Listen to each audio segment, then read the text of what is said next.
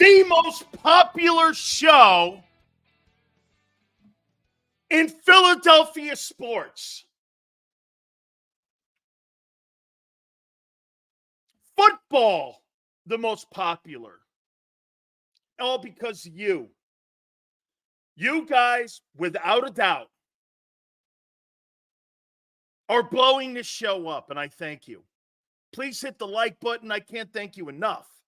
By the way, 4 hours, powered by our great friends at BetUS. We appreciate you checking out their website. It's our betting house. We hope you go there as well. There's so much stuff to get to. So much stuff to get to today. Obviously, the news story of the day is Robert Saleh of the New York Jets has been fired.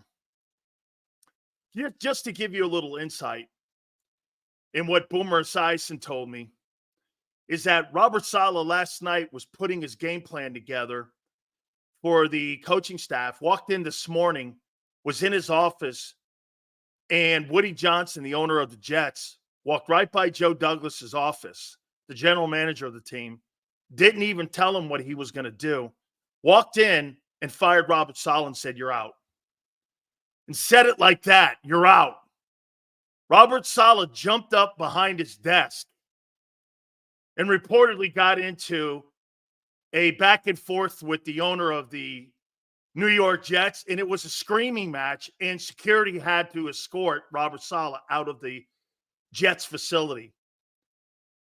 It got so contentious that their version of Big Dom had to escort the former head coach, Robert Saleh, out of the building. Hey, I may say all these things about Jeffrey Lurie, but I'll tell you what, the New York Jets are the prime example of dysfunction. And you know what? I think there's more teams in the National Football League. David Tepper, this guy here, the Bidwells in Arizona. All over the National Football League, you got shit like this. The owners in Tennessee. Look at how bad the McCaskies and the Hallises are now after the old man died. Look how bad that situation's been. I think there's more organizations like that. Look at Stephen Ross in Miami with the Dolphins. Okay? I mean, hey, by the way, I wouldn't mind Robert Saleh as the defensive coordinator of the Philadelphia Eagles next year. He is a whale of a coach. I would love to have him in Philly. Can you imagine having him and John Gruden as your coaches? You'd have the dynamic you have in Kansas City. You'd have a spectacular D coordinator in Robert Saleh. And on top of that, you'd have John Gruden, one of the best minds in pro football history. How's that for a coaching staff? How's that for a staff? The Jets are a shitty organization. It's why I goof on them. Fireman Ed and Joe Namath. I mean, you're kidding me, right? Hey, by the way, you want to hear something fucked up about the Jets? If the Jets beat the Bills on Sunday, they're in first place. Why would you fire the guy? Complete dysfunction. Complete dysfunction. And because the Jets got embarrassed overseas, and because Woody Johnson was the ambassador to England, this guy had a cow. That shows you the knee-jerk reaction of so many stupid owners in the league that they don't know football. That's a dumb fire, man. It wasn't the defensive issue that the team fell apart. The problem with the Jets is the quarterback and the offense. Holy shit. You got to be kidding me. But I'm not shocked. It's the Jets. Who would have thought the best football team in New York now is the Giants? The Giants have not near the roster the Jets have. By the way, stop with this shit. Aaron Rodgers wanted Robert Saleh out. That's dumb. For what? A less experienced, defensive-minded guy? Hey, I could see if Nathaniel Hackett got the head coaching job, but he didn't. They gave it to the same guy with the same mentality as Robert Saleh. They didn't elevate. The interim guy's Robert Saleh's number one guy. I mean, how ridiculous. Look at Jay. Sileo has no sources. Well, you must be fucking new to the show, dickbag. You must be new to the show. Every source comes on this program, whether it's a head coach or general manager. Okay? Or it's Boomer Esiason, or it's Phil Simms. It doesn't matter. Hey, Jay, dude, and no one knows who you are. No one knows who you are. Congratulations. Go to your corner now. You'll be there for the rest of the time. By the way, please hit the like button. You guys all know who come on this program. Rodgers would have ruined the Eagles. Aaron Rodgers would have never chose the Eagles. They would have never chose them. I mean, hey, how about that? Hey, Jason, as soon as he walked in, he stood up and he said, "Are you kidding me?" Completely ambushed is the words that he had. Completely ambushed. Crazy. Crazy. By the way, Kansas City last night was playing Steph Curry football last night. I mean, that stuff was just absolutely stupid watching them toy with the New Orleans Saints last night. Holy shit, man. Kansas City's just toying with you now. I mean, I don't even know who they're. Juju Smith-Schuster sucks. And this guy looks like he's a frontline receiver again. He sucks. And they're okay. And there you have it last night. Okay? I mean, are you kidding me, man? They were just toying last night with the Saints. Patrick Mahomes, Andy Reid, and Steve Spagnuolo, absolutely insane. That was something else. May I start the program out by doing this? I hate to do this, and I'm going to say it. And you know what, guys? This is maybe walking back on a topic and going back on a topic here. But can I ask you one thing? Do you think the firing of Andy Reid is the biggest mistake that Jeffrey Lurie has ever made? Do you? I do. That's got to be his biggest regret. Andy still wanted to coach. Now, whether Andy wanted out and he wanted just to get a new start, I can't think he wanted to leave. Don't you think that that's Jeffrey Lurie's biggest regret? Is firing Andy Reid. Andy Reid may pass Belichick as the greatest coach in pro football history and the most wins of all time. It's hard not to think the Chiefs won't three-peat. I know. Tony, I know. You're not wrong. But I'm asking you, don't you think that's his biggest regret? Is firing Andy Reid. Right? I mean, that's got to be his biggest regret. You fired potentially the greatest coach in NFL history. Last night, watching him deal with Mahomes, remember something. Patrick wasn't the number one overall selection. Nobody. Hey, dude, there were people that thought Deshaun Watson was better than him. And John Dorsey, who was there in Kansas City, convinced Andy Reid that this is the guy, not Watson or Mitchell Trubisky. Do you remember that? That's what that was. There was a debate.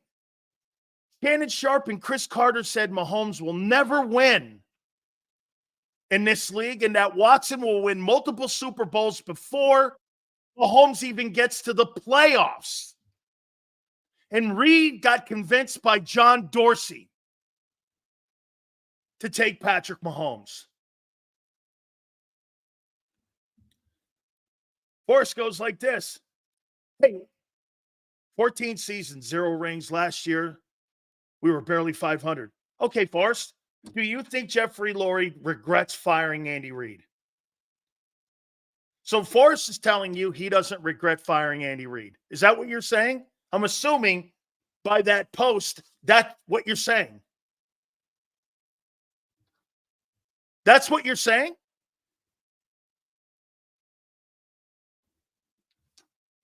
I mean, that's what you're saying. Is that it was the right move? Andy got better in Kansas City? No, he didn't. Andy had a better player in Kansas City at quarterback. McNabb wasn't as good as him, or wasn't the winner he was. It's the biggest regret in the history of the Eagle franchise is firing Andy Reid. Has to be. You fired a Hall of Fame coach for who? Nick Sirianni? Chip Kelly? Is that so? Wait a minute. You fired Andy Reid for Chip Kelly. That was the guy who took over, right? Are you fucking high? So that was the right move. Andy Reid for Chip Kelly. Forrest is a dumbass. Chip Kelly, Andy Reid. Okay.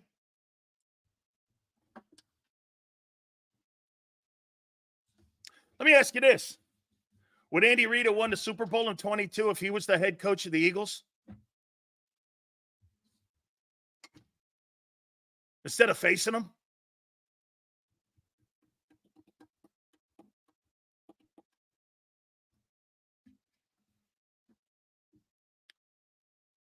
Right? Who knows? What do you mean, who knows? Are you crazy? He beat you in 20. He beat you in 22 to win the Super Bowl.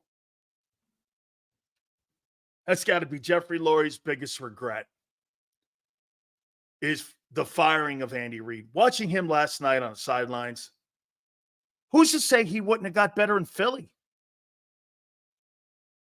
You think Andy Reid would have won that Super Bowl in 17 also? Doug was a protege.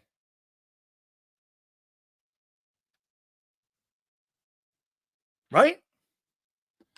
You just watch what he did last night and where his career's going. He's got a better quarterback, Sills. Okay. Not anybody thought that when they drafted him. Wow. Eagles can't get their coach right. Guy wins you one, you fire him. Guy's going to go on to be the greatest coach of all time, you fire him. And you keep Nick. Help me out on this one. Help me out on this one. You keep Nick and fire Doug and Andy. You know, we're talking about the Jets' dysfunction. Help me out on that. Bob, help me out on that one. You keep Nick and you fire Doug and you fire Andy for one bad season. Help me out on that.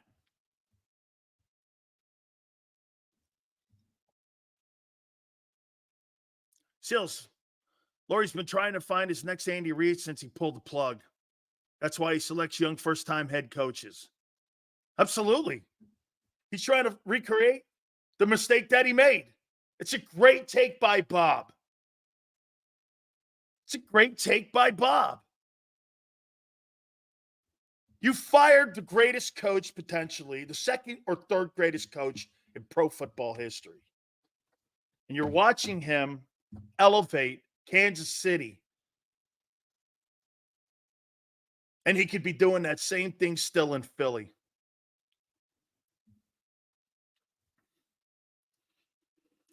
Seals, do you have any idea how many players Eagles got rid of who went on to have productive careers because we've never had proper coaching.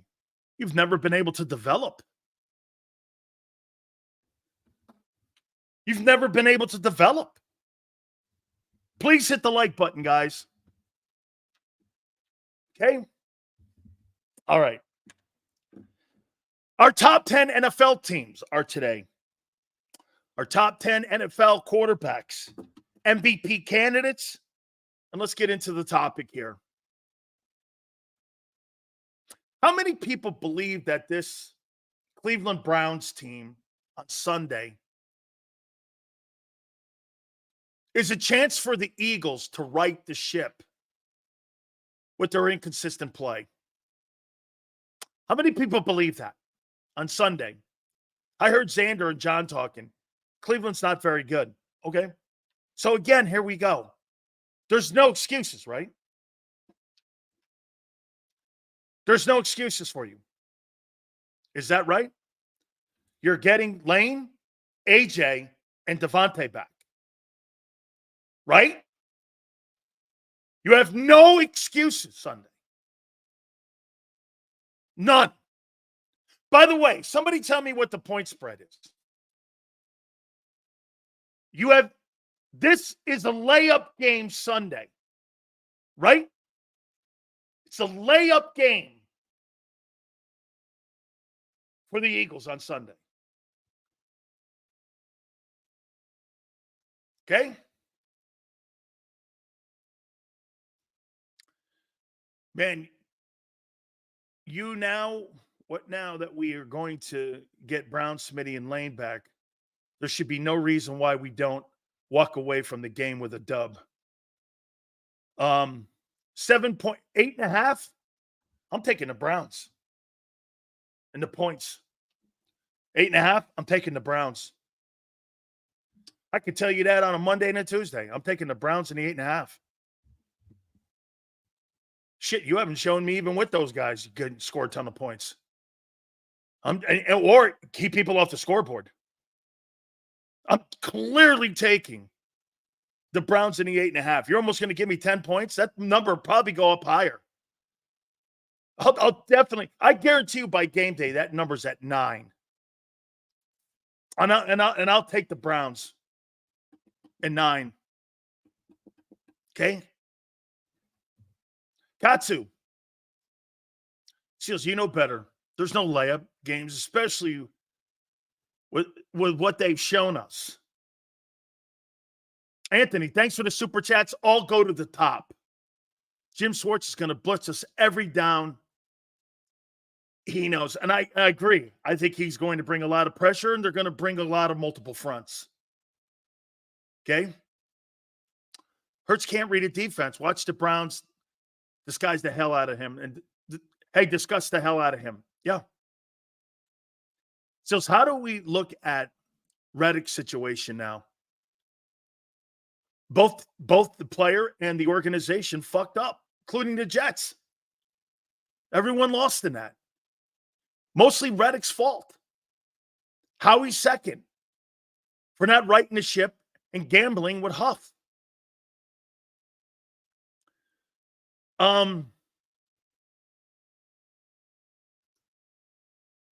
This will be the first game that we score in the first quarter and win by double digits. Okay? With your defense, really? All right. Hey, how about this? Eduardo, I believe your offense is going to play better, but what gives you the satisfaction of knowing that your defense is going to play better? What gives you that optimism that your defense is going to be better? Because the Browns sucked? Okay.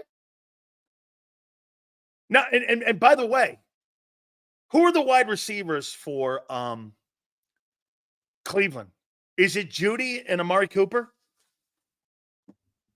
Are those the two receivers they have? Who covers them? You couldn't you could barely cover the Atlanta Falcon receivers.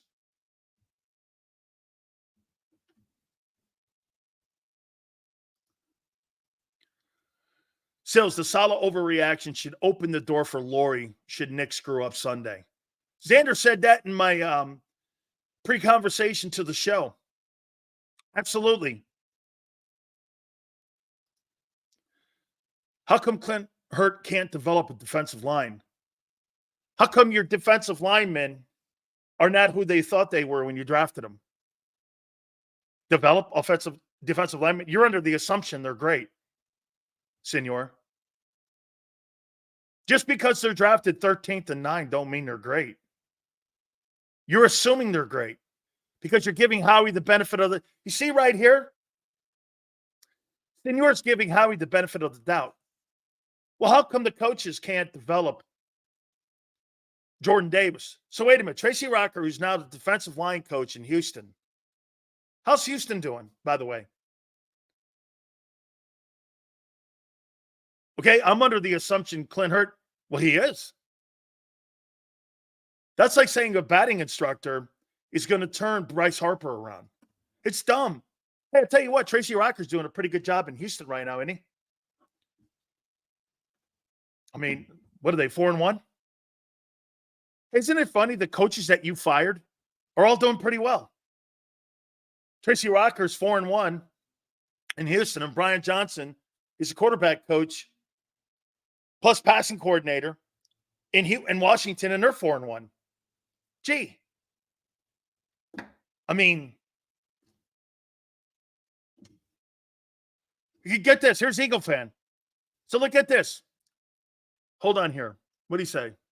Hurt sucks. Is that what you're saying? So Clint Hurt sucks. Tracy Rocker sucks. Brian Johnson sucks. Sean Desai sucks. Who else? Name a coach. They all suck. Maybe your players suck. Maybe your players suck. You ever think of that? Maybe your players suck. Justo, Sills, if Dallas beats Doodoo Browns, we will. Okay. I think this game's going to be a lot harder than you think because you're not good on defense. Your defense won't change. You're getting better people on offense. But will you run the ball? Or will you throw the ball still? You didn't pay $51 million to run the ball. You paid it to throw it. You have $150 million. No, let me think. How much do you have in 3 players? 36, 25, 51. You got 12.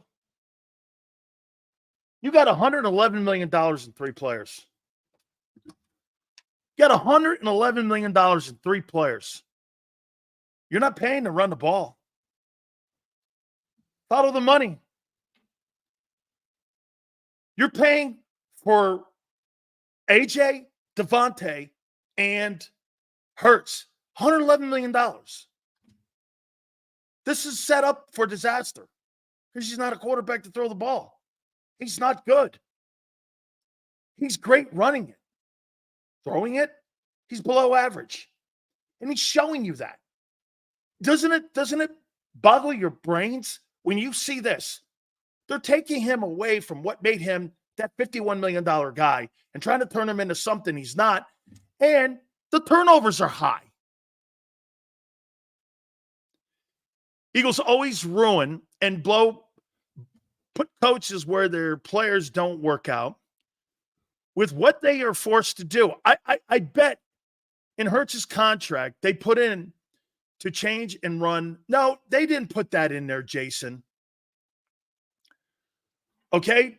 That's not going to be in there. That's something that's a prerequisite from the owner, and the owner wants it. Look at here. This fucking guy is trying to go tech. They gave that guy over the next 4 years an average of $25 fucking million. He's going to get that money. 36 to the other guy, 51. It's fucking 111. Stop with the semantics. It's $111 million. Whether you get it today or you get it tomorrow, it's $111 million. End of story. End of story. End of story. Holy shit. I know how contracts work, dickhead. I had one.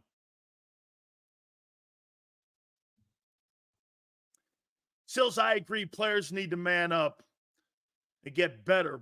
But you played in a 4-man at the U, and we're switched to. I get all that. I get all that. Okay? 215. Some of these people are just ridiculous. Okay? Please hit the like button. Let's get to the topics here.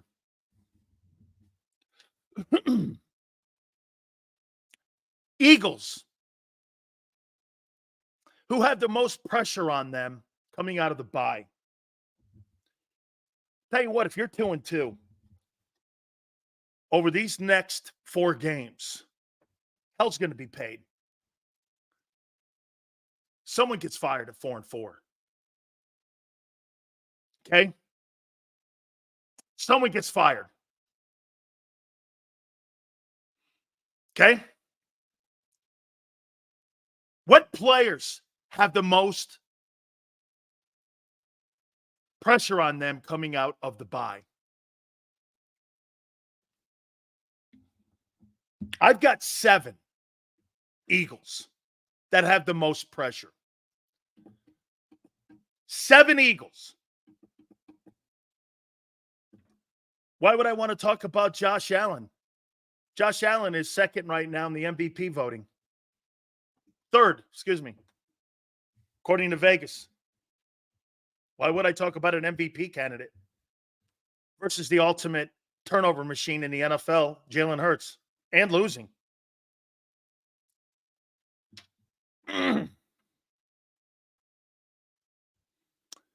Sills, what does Hurts need to elevate his game?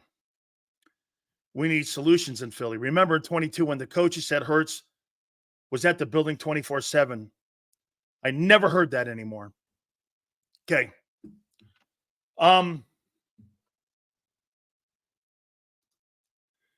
Sills, if we lose to the Browns by, say, 2 scores, how soon before Sirianni's fired? I think they fire him Monday. I think Nick Sirianni could be fired Monday if they lose. Even if maybe they stumble. I don't know how that would look. And they win. I mean, I'm not even sure. Okay? I'm not even sure. I'm not. I got Bryce Huff, number 1. He has been the biggest disaster in Howie Roseman's free agency since he's been the glorified CPA general manager of the Philadelphia Eagles. He doesn't even look like a football player. He doesn't even look like one. I mean, it's mind-numbing how horrible he is. Hurts, Carter, Davis, Huff, Dean, all that pressure on them, as well as knee pad Nick. Dude, Bryce Huff doesn't even look like a football player. Last football game, he had 32 snaps, and he had 1 tackle. $18 million for a guy who can't play. For a guy you assumed would be a 3-down guy without any facts to back that up.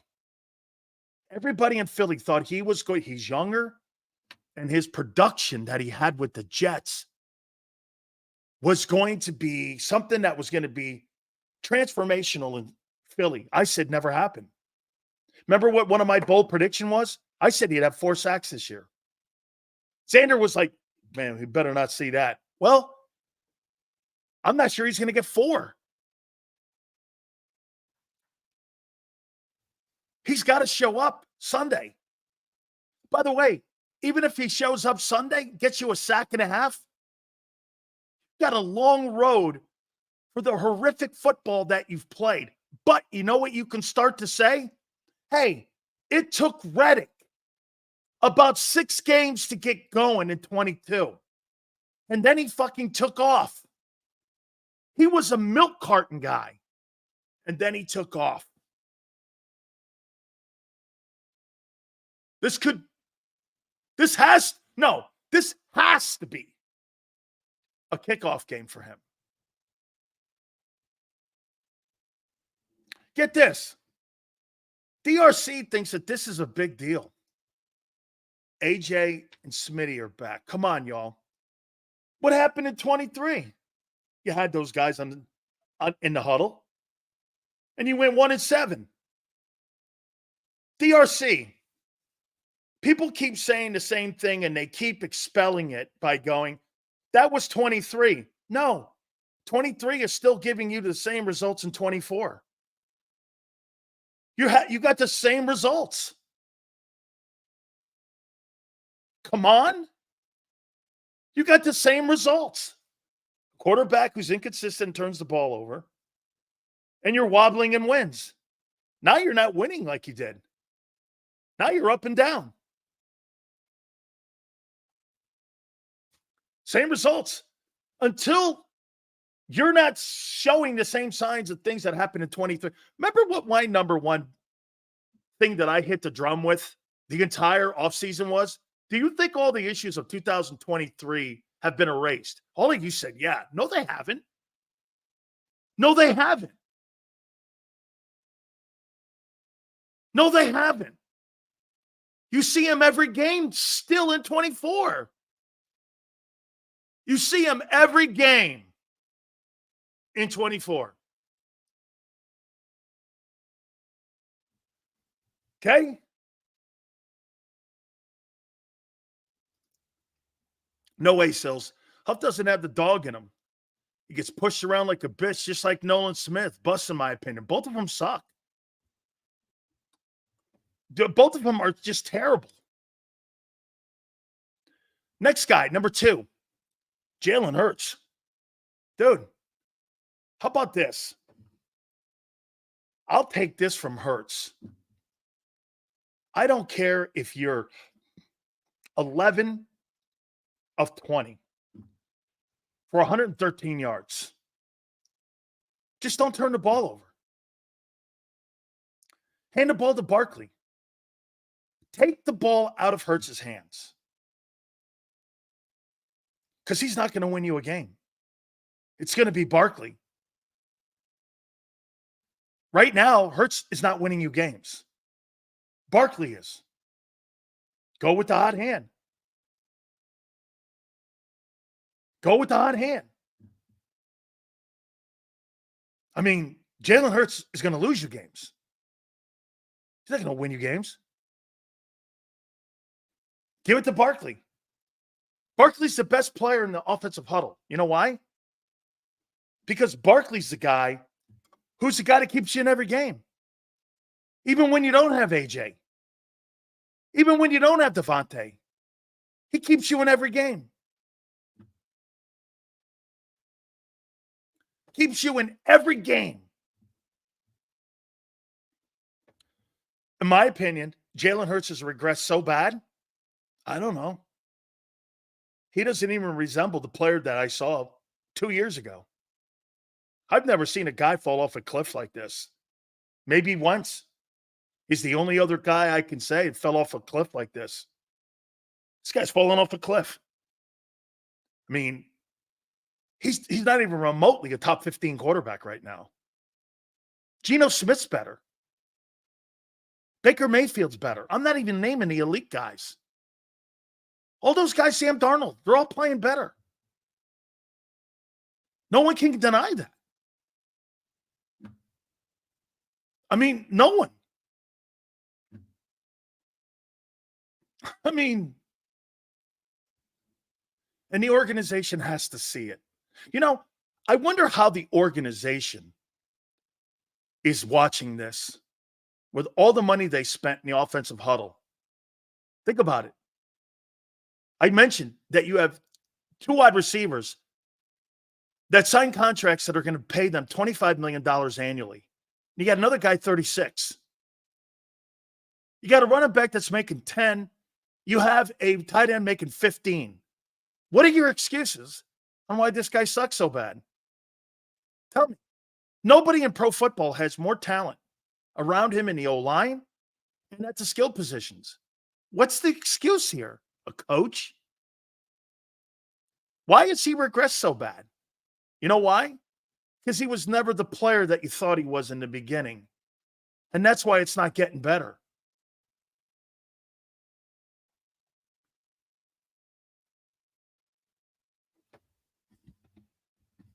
I mean, nobody in the league, nobody has the talent Jalen Hurts has. The problem is Hurts is not as talented as the rest of those guys in the league. But we'll see Sunday. You're going against Jim Schwartz. This will be a great test for Hurts. Hey, by the way, they're going to move Myles Garrett all around the offense like they do a little bit with Micah Parsons. I'd keep an eye on that dude. And I said last year Jim Schwartz had the number one defense in the league. They're a little suspect on stopping the run. Guarantee you they throw it and play right into Jim Schwartz's hands. You watch. They throw the ball.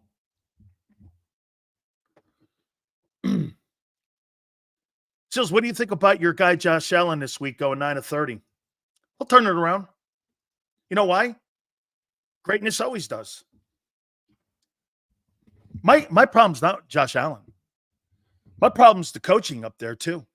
Like your guy. When you make all your excuses.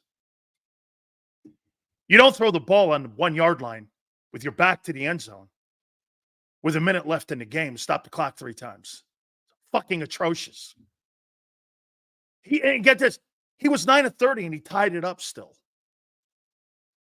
And I think should have went to overtime.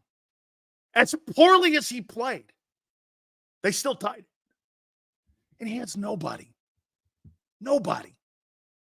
Hurts was in that game against the Bucs. Here's how close that game was against Baker Mayfield. He's playing against C.J. Stroud. Game. Eagles were never in the Buck game. They were down 21. First 8 minutes of the game.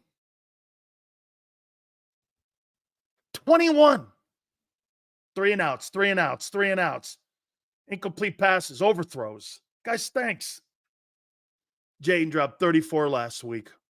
Watch Hurts drop 20 and get beat. Next guy.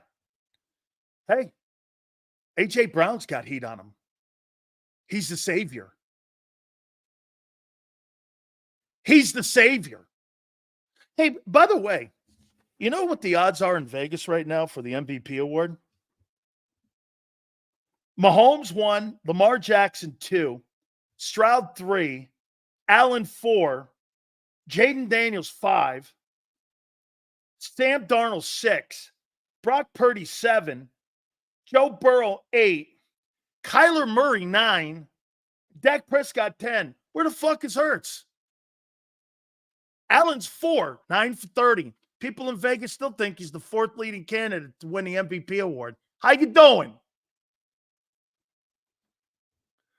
Bum juice. Hurts is dick juice.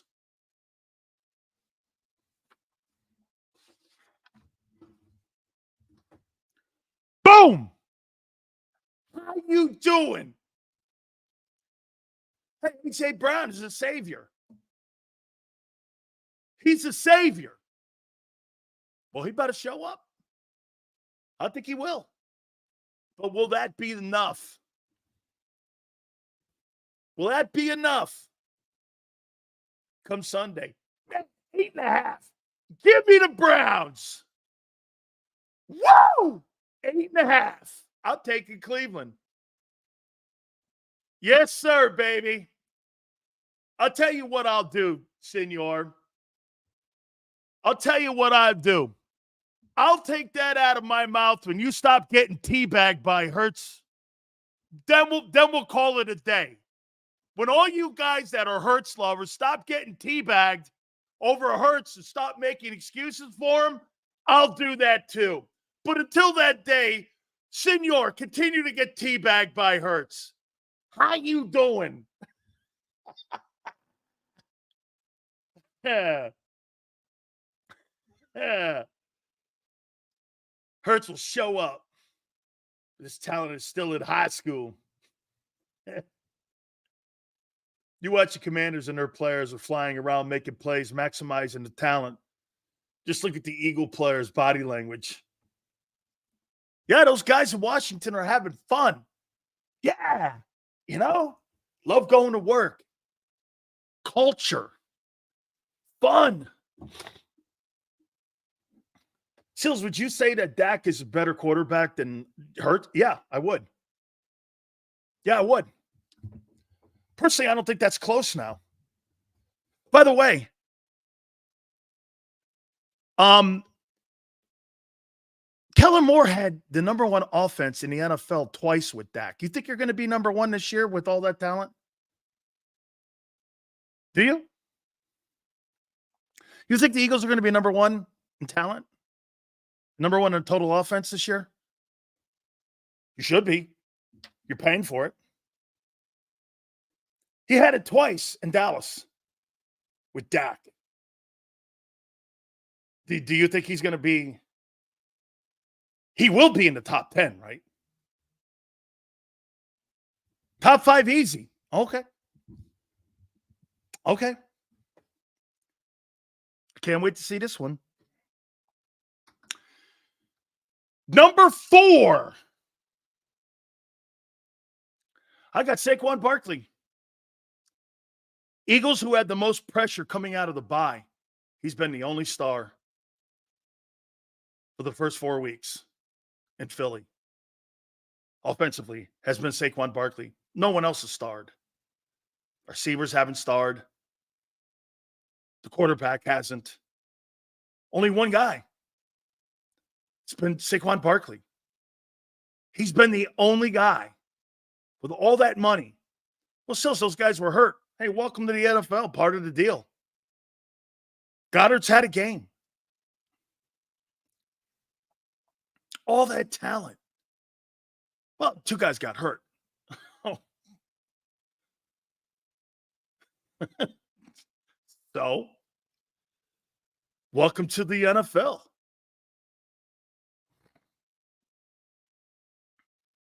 Barkley's got hey, holy shit. I'll make a point to you. Here, let me ask you this one here. What do you think will be a disastrous thing to the season? What will make the Eagles a non-500 team? The loss of Barkley or the loss of Hurts? Carter and Davis spent the bye at the buffet.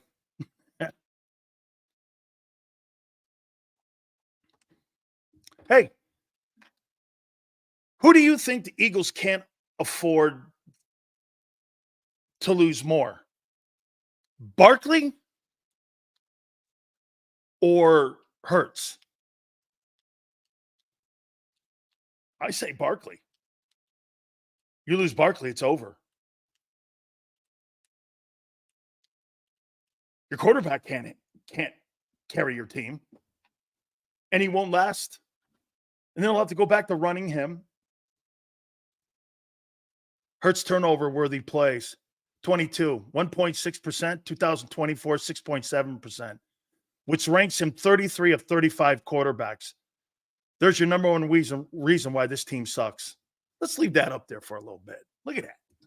This guy's, there's only 32 teams. Hey, nasty. That's got to be one of the greatest stats of all time ever posted on the National Football Show. Fucking look at that. There's only 32 teams. He's 33 out of 35 quarterbacks. Good grief. Look at that. Yeah. Holy shit. That is amazing. What a statistic, nasty. Hey, what's this? Hey, Nasty Beats. That's a nasty statistic.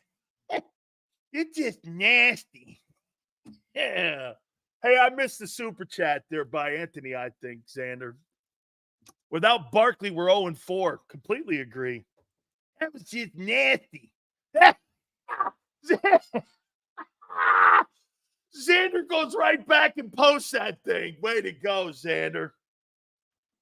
Let's just leave that up. Yeah, man.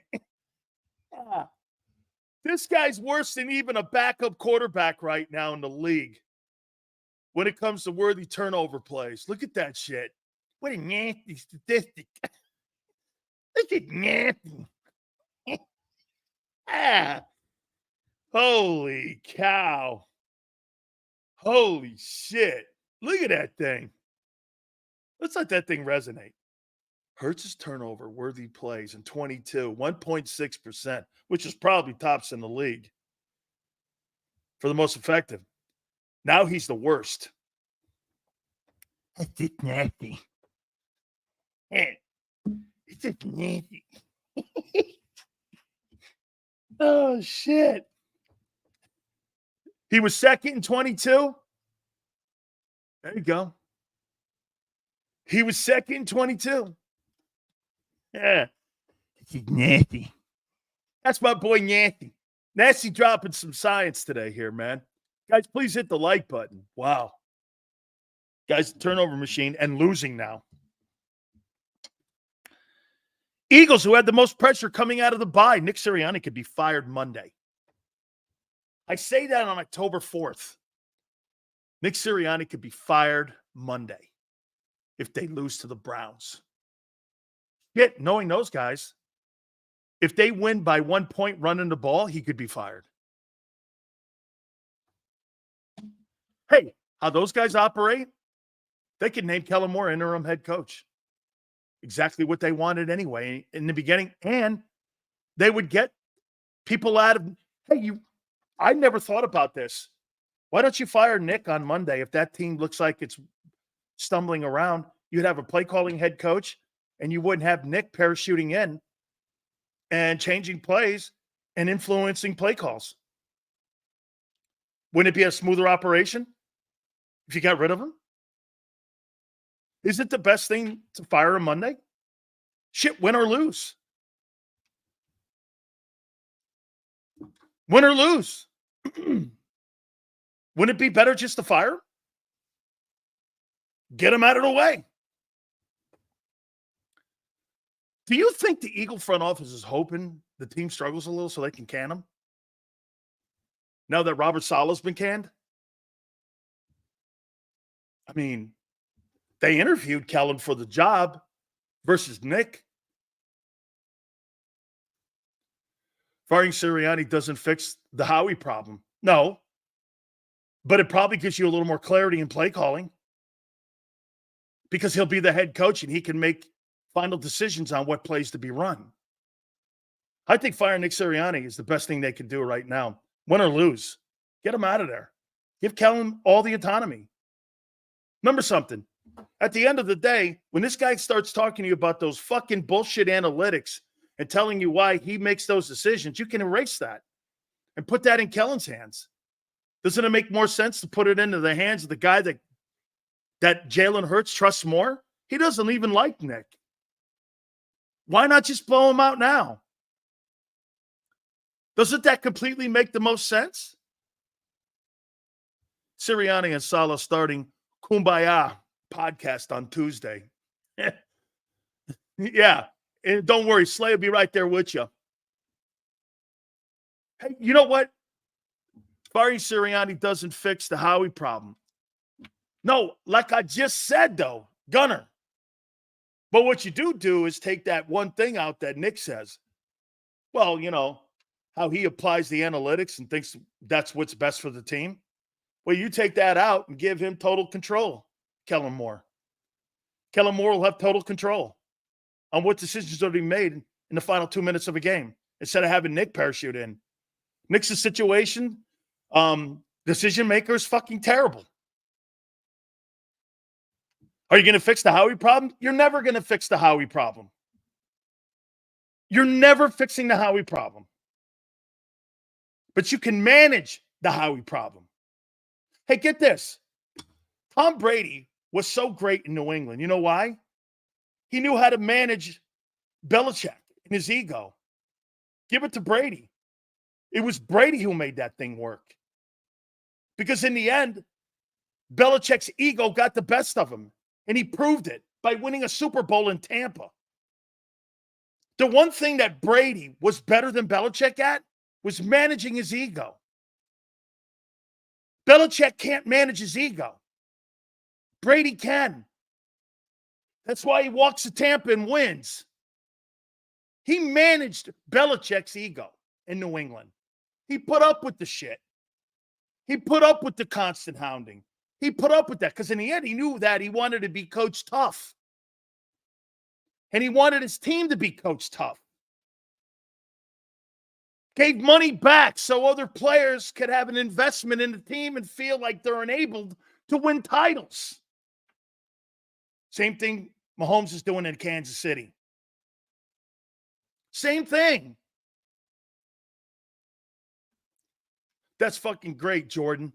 I'd take a 44-year-old Tom Brady right now over Jalen Hurts. Hey, guys, help and donate in any way you can with our brothers and sisters and American family members going through hell with these hurricanes. Hollywood, absolutely. And I was forgetful at the top there, too. Hurricane Milton looks like it's going to be like the first hurricane to hit Tampa and Sarasota and Clearwater area since 1831.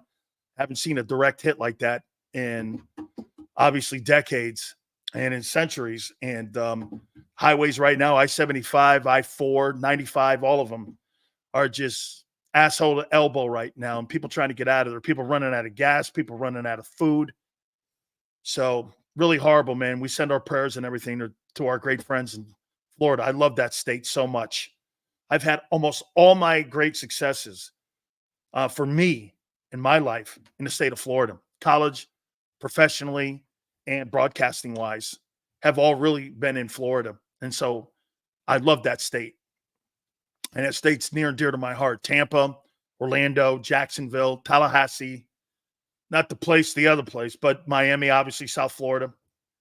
So we totally are all over it. I know that the Krauses have business dealings also down in Florida, too. So state of Florida is really near and dear to our heart. Please hit the like button, guys. We really appreciate you guys coming aboard. I got Vic Fangio. Eagles do have the most pressure on them after the bye.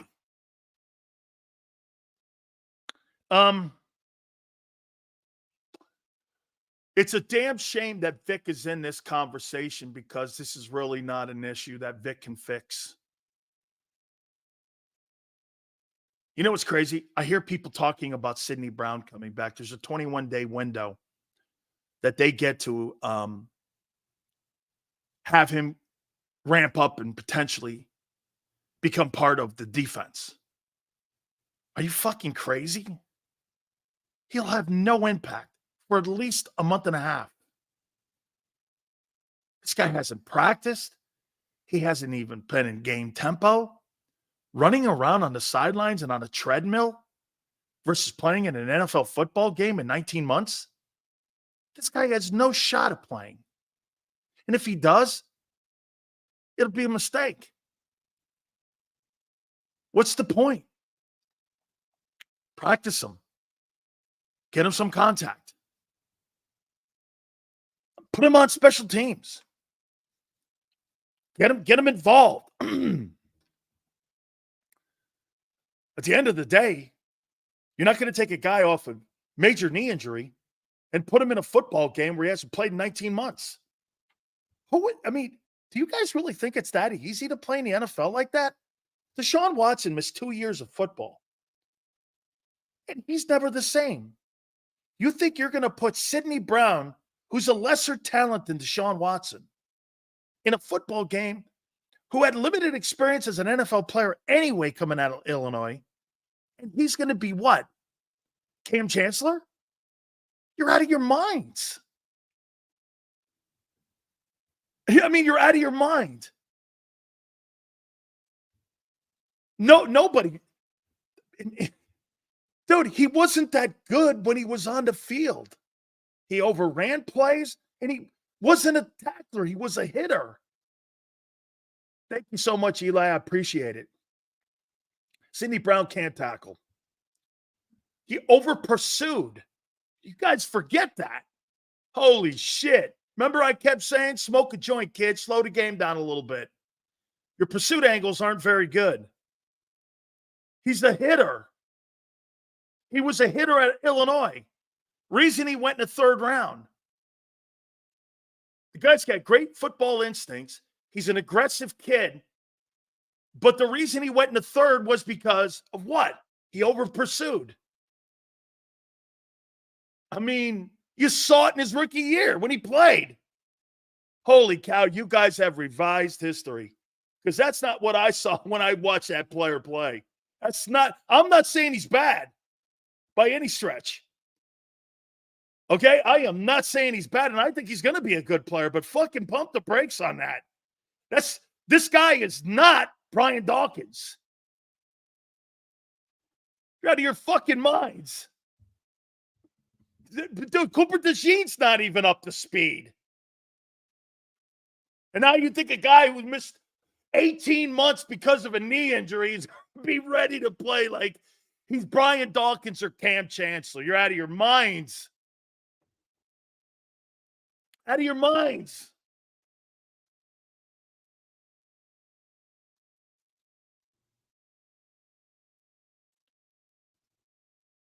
Did you watch Sidney Brown last year?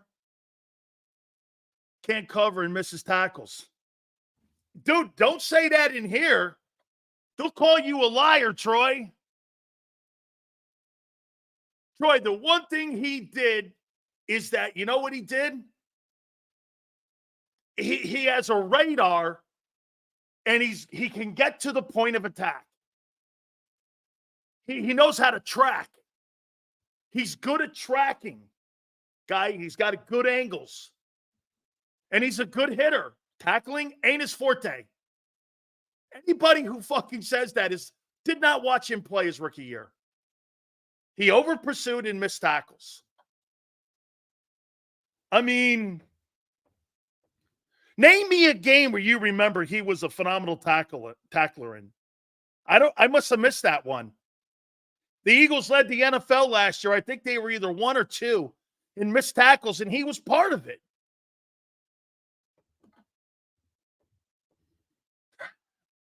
Wow. Hey, I know you're desperate, but don't at least sound it. Okay? Don't sound it. You're blowing a kid up and putting expectations on a kid that's about a month and a half away from being an impact player.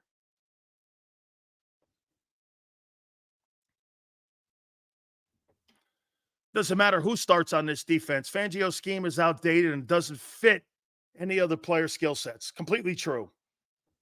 Completely true. He's a very energetic player. Correct. Okay? That energy needs guidance. Correct. Then maybe he could become a solid safety. Hey, wait a minute. Forrest, I'm not saying he can't become an elite safety. That's not what I'm saying here. Give him a bet. Like we're giving Quinyon Mitchell. I'm not saying he can't be elite. Look, I like energy. I like hard hitters. He's got to work on his tackling, and he's got to work on wrapping up. Okay? And he's got to learn to fit in this scheme, in this zone defense. I'm not saying he can't. That's not what I'm saying. You're implying that I'm saying that. By the way, anybody who was drafted out of that Illinois program back in the day, do you guys know who evaluated him and was a talent scout and was the guy who brought him in to Champaign? Do you know who that coach was that brought him and that kid what's his name? Gonzalez? Not Gonzalez, the other kid. Witherspoon. Witherspoon and Sidney Brown. Do you know who brought those into Champaign-Urbana? That's right, Chip and Birds. Lovie Smith. And who did Lovie Smith coach? Rondé Barber and John Lynch. He was a secondary coach in Tampa for Monty Kiffin, and that's when they had Tomlin and all them guys there. Lovie knows talent. He's a talented kid. Lovie recruited him. I like him. That's right. That's not what I'm saying here. He's got a lot of work to do.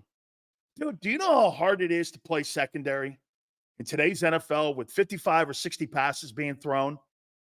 Dude, you could have a hell of a game and give up one pass on the 50th play of the game, and you get beat.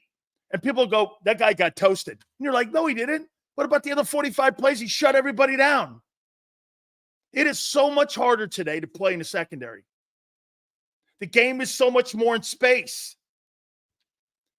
I mean, back in the day, you didn't have that kind of space because you had running backs who dominated the league, getting 25, 30 carries.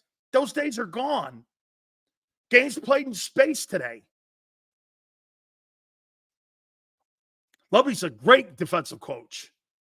So how many picks you predicting for Hurts Sunday? 2. Why not? He averages 2 turnovers now a game. Why not? I'm noticing that the quarterbacks are staying away from Quinyon. That's not what happened in that Buck game. They were targeting him.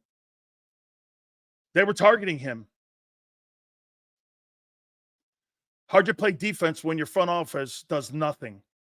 Those 2 first-round DTs must perform up to expectations. Absolutely. Eli's a brand new member. Hear me out, Big Sales. Front office does not want to fire Sirianni. If they do, and it still doesn't work, all eyes Hurts is actually the problem instead of using Nick as a scapegoat. So you're saying, Eli, they keep Nick around to soften the blow for people to look at it as a Jalen Hurts issue. I don't think that's how that front office works, man. I think they like scapegoats. They scapegoated Andy. They scapegoated Doug. They scapegoated Brian Johnson. They scapegoated Sean Desai. They scapegoat every assistant coach. Coaches are their scapegoats. It's really not the players. The only player that's been a scapegoat in Philadelphia in the last 10 years has been Carson Wentz. Howie had to make a decision. And the reason why it's going to be tough to move off of Wentz, or Hurts, I mean, is because that means that they would have failed on 2 quarterbacks. That's why this has to work. It has to work.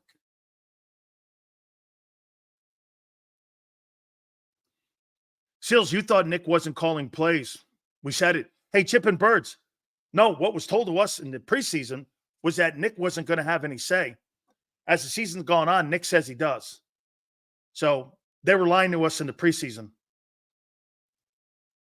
Seals, if the Eagles had good coaching, I got them blowing out the 1993 absolutely not. That Dallas Cowboys 93 team was not only 25 years old with all those young players on it, and 26 years old, those guys. They had a tremendous O-line, the greatest running back in pro football history, had a Hall of Fame wide receiver, you had a Hall of Fame coach, you had a defensive coordinator that won 3 Super Bowls. Never happened. That Cowboy team was one of the greatest assembled teams of all time. Their second team was great. It's one of the deepest teams of all time. Your team is not deep. Your defense sucks. That defense wasn't. Do you know the Cowboy team was the youngest team in the league when they won their first Super Bowl? No, Dallas had Barry Sanders? No, they had the all-time leading rusher in pro football history. That's who they had. And by the way, I'll take Emmett over Barry any day. Any day. Was he flashier? No. Did he ever have minus plays? No. Did Barry? Always. Always. Emmett was 5 yards, 10 yards, 8 yards, 9 yards, 10 yards, 13 yards. You look up, he's got 28 carries and 154 yards and 2 touchdowns. I mean, Emmitt Smith had 10,000 rushing yards in high school at Escambia High in Pensacola, Florida. Goes to Florida, has 4,000 in 3 years. And then he has 18,000 with the Cowboys. I mean, by the way, you could say all you want that Emmett's not the best. His numbers prove he is. And he's got 3 Super Bowls. And he has an MVP. Show me someone else that did that. Name me one. Name me one. He's the all-time leading rusher, which will never be broken. Emmitt Smith's 18,000 yards will never be touched because they don't run the ball like that. Never. Nobody will ever say they're the all-time leading rusher with 3 Super Bowls, a MVP in the league. And I think, was he a Super Bowl MVP? Come on, man. He's the most accomplished running back in pro football history. Ever. Perry obliterates Smith where? On what metric? What metric? It's not winning. It's not yards. It's not championships. It's not MVPs. It's not Super Bowl MVPs. Hey, just because you may think he's more talented, Aaron Rodgers is more talented than Brady. But Brady's more accomplished. See how that works in the NFL? You may think someone has the most talent. It's all about resume, though, in the league. Okay? It's all about resume. Talent? This guy says that Barry Sanders had more talent.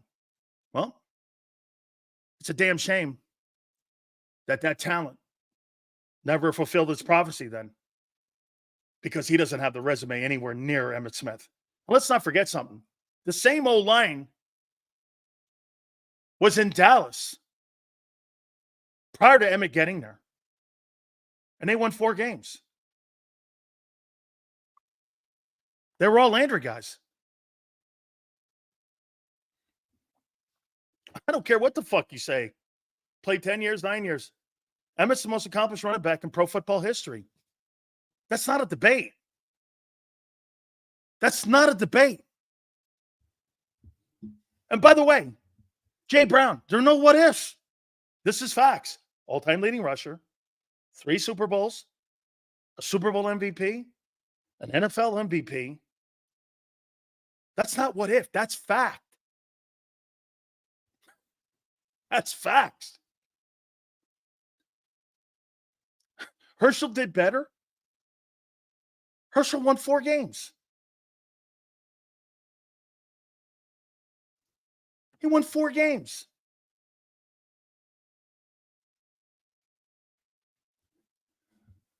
I mean, what are you arguing?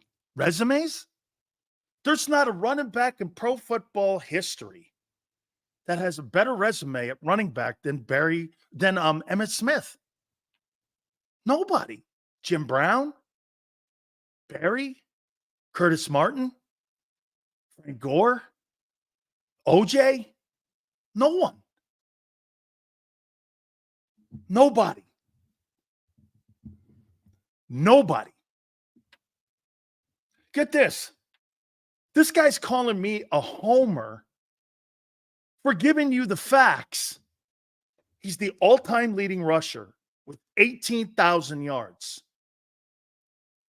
He's got 3 Super Bowl titles. He's got a league MVP and a Super Bowl MVP. And that's being a homer?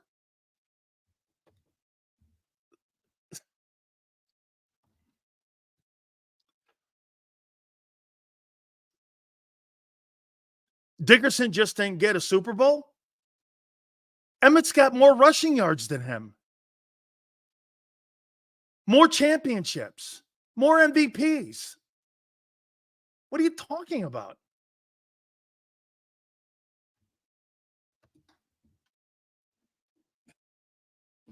Hey, that's right. Next topic, because you know why? You can't dispute facts.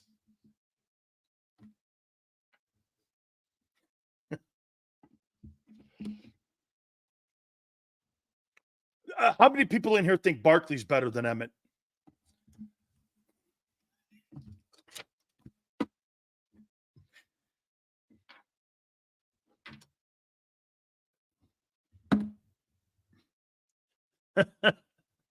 He was pretty good, though. He was a 2,000-yard rusher. I like that kid from Tennessee. Okay? I like that kid, man. I liked him a lot, actually, Jamal Lewis. I thought he was fucking great. Okay? I thought he was a good player, man. Let me ask you this about your coordinators. By the way, Xander's going to join us at 3:30. By your metrics, get this, by your metric, Nolan Smith is better on the D-line than you, Sills. What metric is that? I wasn't the 30th player taken. I was the 51st player taken. I was a second rounder. What are you talking about? And at least I show up in a stat sheet. And the only reason Nolan Smith is on the team is because Howie drafted him. He stinks.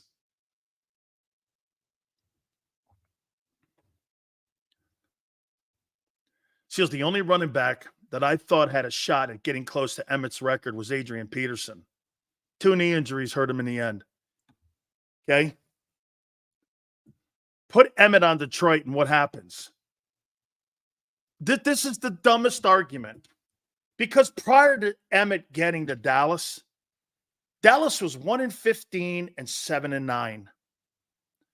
And then when Emmett got there, they went on and won championships. It's fucking dumb. They were 1-15 prior to Smith getting there. Then they were 7-9, and then Emmett showed up. Changes I would make on the Birds D. Cornerbacks Mitchell and Rogers. Free safety CJ. No way. Gardner Johnson sucks. Brown, I would not put him. He's not. Your safety position dude, Gardner Johnson and Sidney Brown, you put them against Cleveland. Those are not very good players right now. Blankenship at linebacker. Hey, what is this, Madden?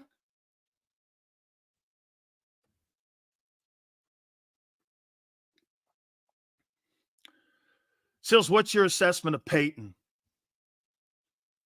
I played against him in his final game in Tampa Stadium, and he was a shell of himself. But I'll tell you one thing he could do. He could fucking block. Walter Payton and Jared Payton played at Miami, by the way, his son. So I got a chance to know Walter and Jared very well. And solid guy, just super. Probably the second or third greatest running back in pro football history. Walter Payton. There's a guy to play with nobody. And the team got good as he was getting worse. Or older, I should say. Peyton carried that team. The year he got to 275 yards versus the Vikings, there was nobody on that team. He had a quarterback by the name of Bob Avellini. I mean, Walter Payton was a spectacular player. Emmitt Smith was the very best, the one and only.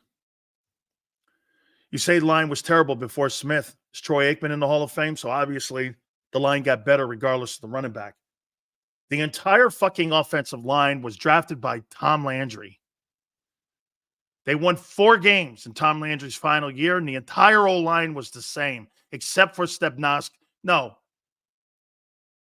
No, the first year they got there, the entire O-line. By the time Emmett played, Stepnoski was taking center. He had taken over for Rafferty. And I think they had moved in a new guard. Larry Allen wasn't there yet. Talk to me. I was there for it. Serious, where do you rank Bo Jackson? My favorite of all-time running backs. I played against him in college at Auburn, and I played against him in the pros. He's the greatest athlete I've ever seen. I've never in my life seen an athlete like Bo Jackson. I mean, remarkable.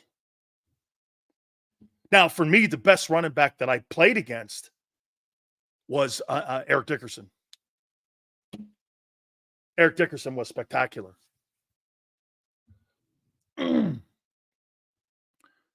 Please tell me when Detroit was very good with Sanders.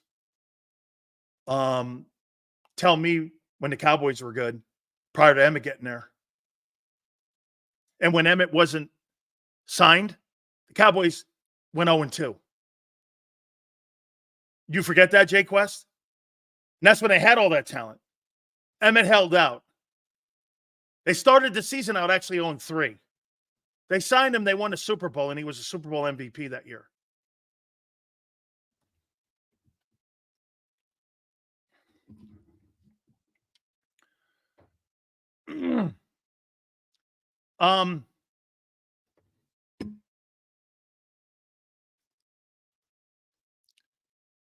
Nick needs to go along with what everyone says. We look like last year's team that fell apart. Too much talent not to be blowing teams out. Original Kilo, you don't have talent on defense. Your defensive lack of talent is affecting your offense. Okay?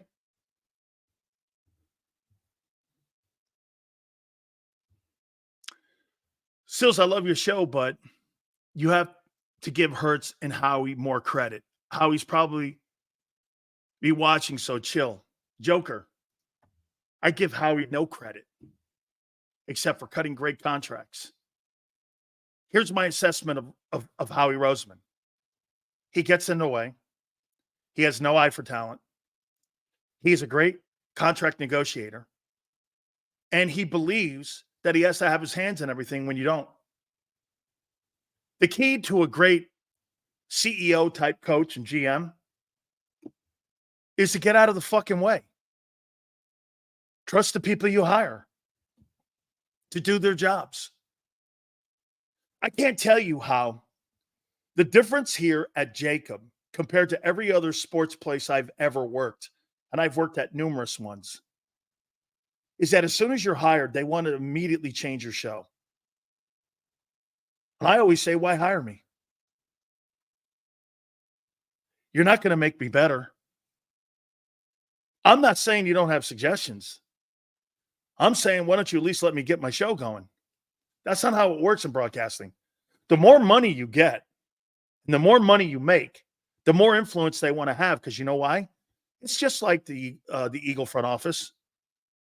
Jalen Hurts, the reason they gave him all that money, now Howie and Jeffrey want to have more of an influence with him. Before, when he was making $1.5 million, they weren't in his way because he wasn't making anything. They weren't even sure he was the guy. But all of a sudden, when they gave him the money, what happened? They got in the way of him and Wentz. That's what happens when executives start to invest and give you more money. They want more control of you, and they want more say over the direction of where you're going with your career, instead of just letting you play it out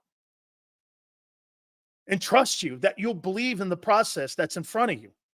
You know how the Eagles say they have a process? No, they don't. No, they don't. And if it is the process, their process is once we give you money, we want to influence you to a point where they change your game. Look at what they did with Bryce Huff. Bryce Huff is the poster child of what's wrong with your Eagle organization when it comes to development of players. You don't develop players. Smitty was already developed. A.J. Brown was misused in Tennessee. Barkley didn't have the talent around him. They're not developing those guys. Those guys came in as ready-made talented guys that were going through certain situations. Tennessee throwing and giving A.J. Brown 68 catches a year is atrocious. When you know the kind of player that he is, totally underutilized in that Derrick Henry offense. Okay? Smitty was a developed wide receiver coming out of Alabama. Alabama produces tremendous wide receivers for today's NFL, them and LSU. That wasn't a reach. Barkley was underutilized because the Giants don't have good O-line and they don't have good talent. What player on the team have they developed? Mulata, Landon, Lane, and now Cam. You know why? Because your best coach is developing them.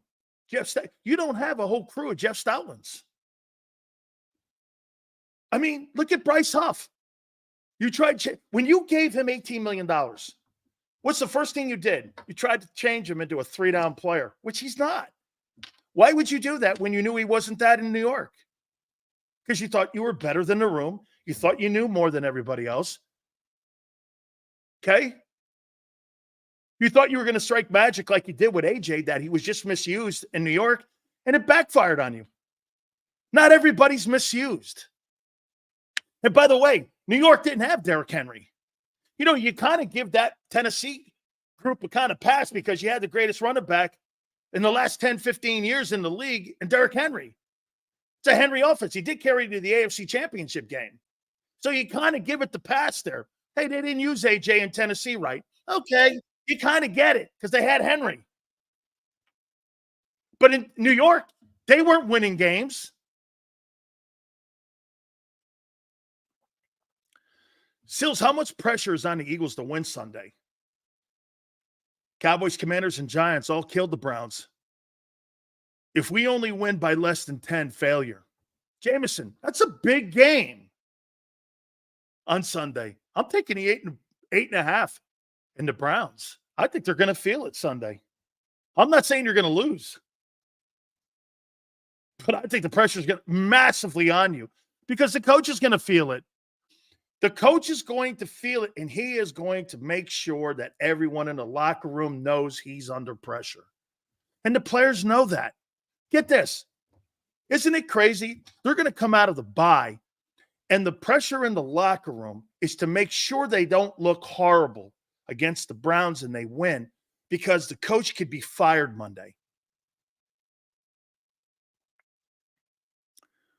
Don't need to develop. Draft players that are ready. Sign mercenaries and win. That's the current NFL model. Last teams that won that weren't dynasties, 2 of them, they use that model. New England and Kansas City doesn't use the mercenary model. They draft and develop.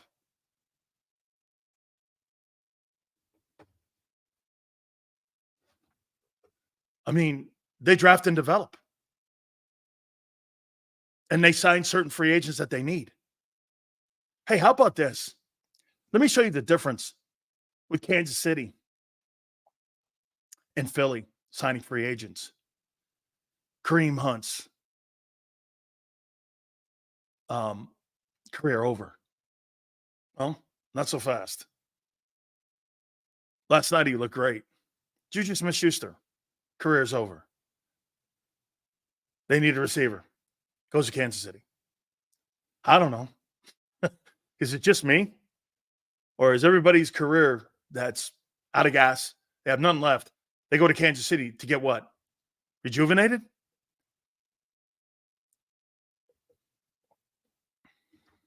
I mean, I think Kareem Hunt gave him a nice little jump last night. I'm not saying he's Pacheco. That was pretty good last night. Sills, I still believe Hogs and Riggins' offense can win a Super Bowl smash mouth, but the pundits say, no, what do you say? Oh, we're going to find out this year with that Ravens offense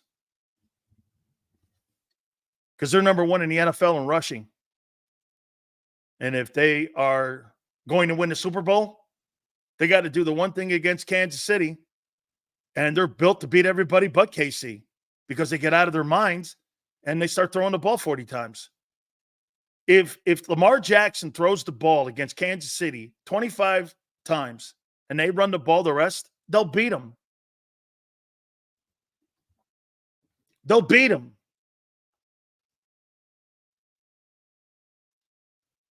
So Kansas City has the best quarterback in the league. He makes players better, something Hurts can't do. Angelo, that's true. But that defense is also player development.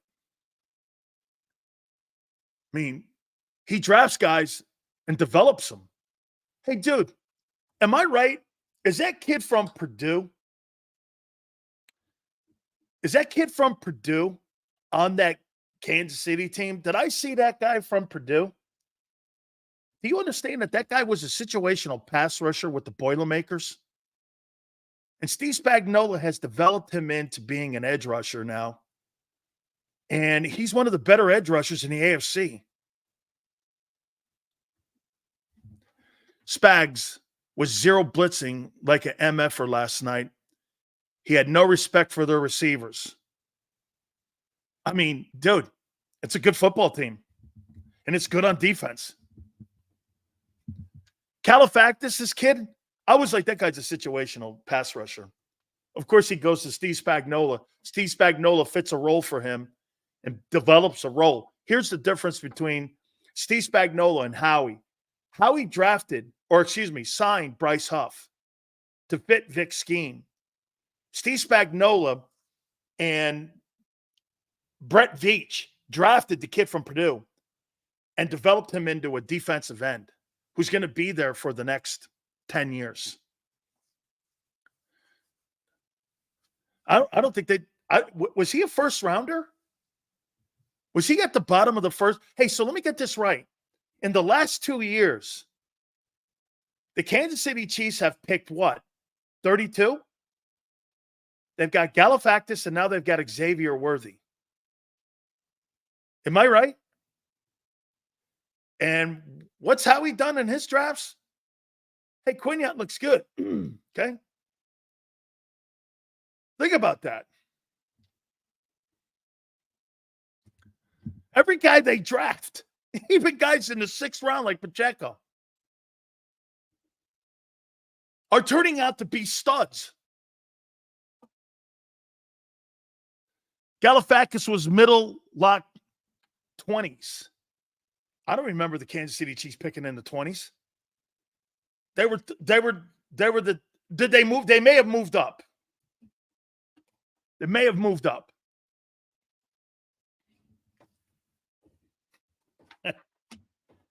Whoa, 8.5 on Sunday.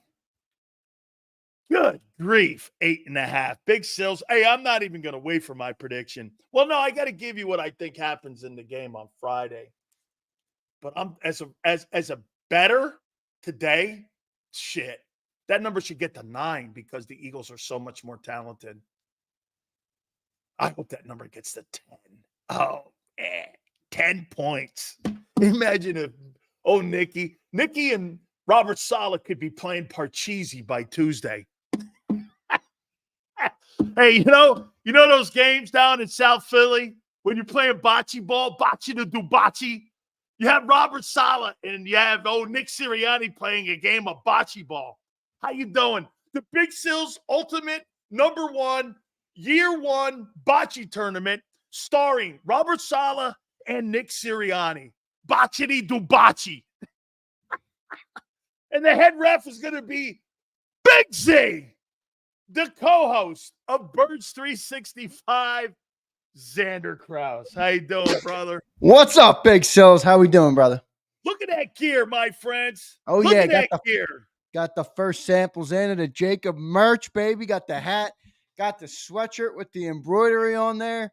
Looking forward to getting more of it for everybody. So I'm excited with the first samples, and I'll be getting more in soon. So looks pretty good, though, right, man? Looks pretty dope. I don't know. Maybe I'm biased because it's the brand. But shit, man, I love it. Dude, you got to put a link up where people can buy that stuff, man. Yeah, Right man, it's away. dope. It's really. I got some big Sil shirts coming too, so we're working on a lot of fun stuff here at JAKIB, and I do. I see Victor in the chat. A bunch of people talking about Florida big sales. I did talk about this morning, and I just want to tell you because I'm not sure if you know this actually.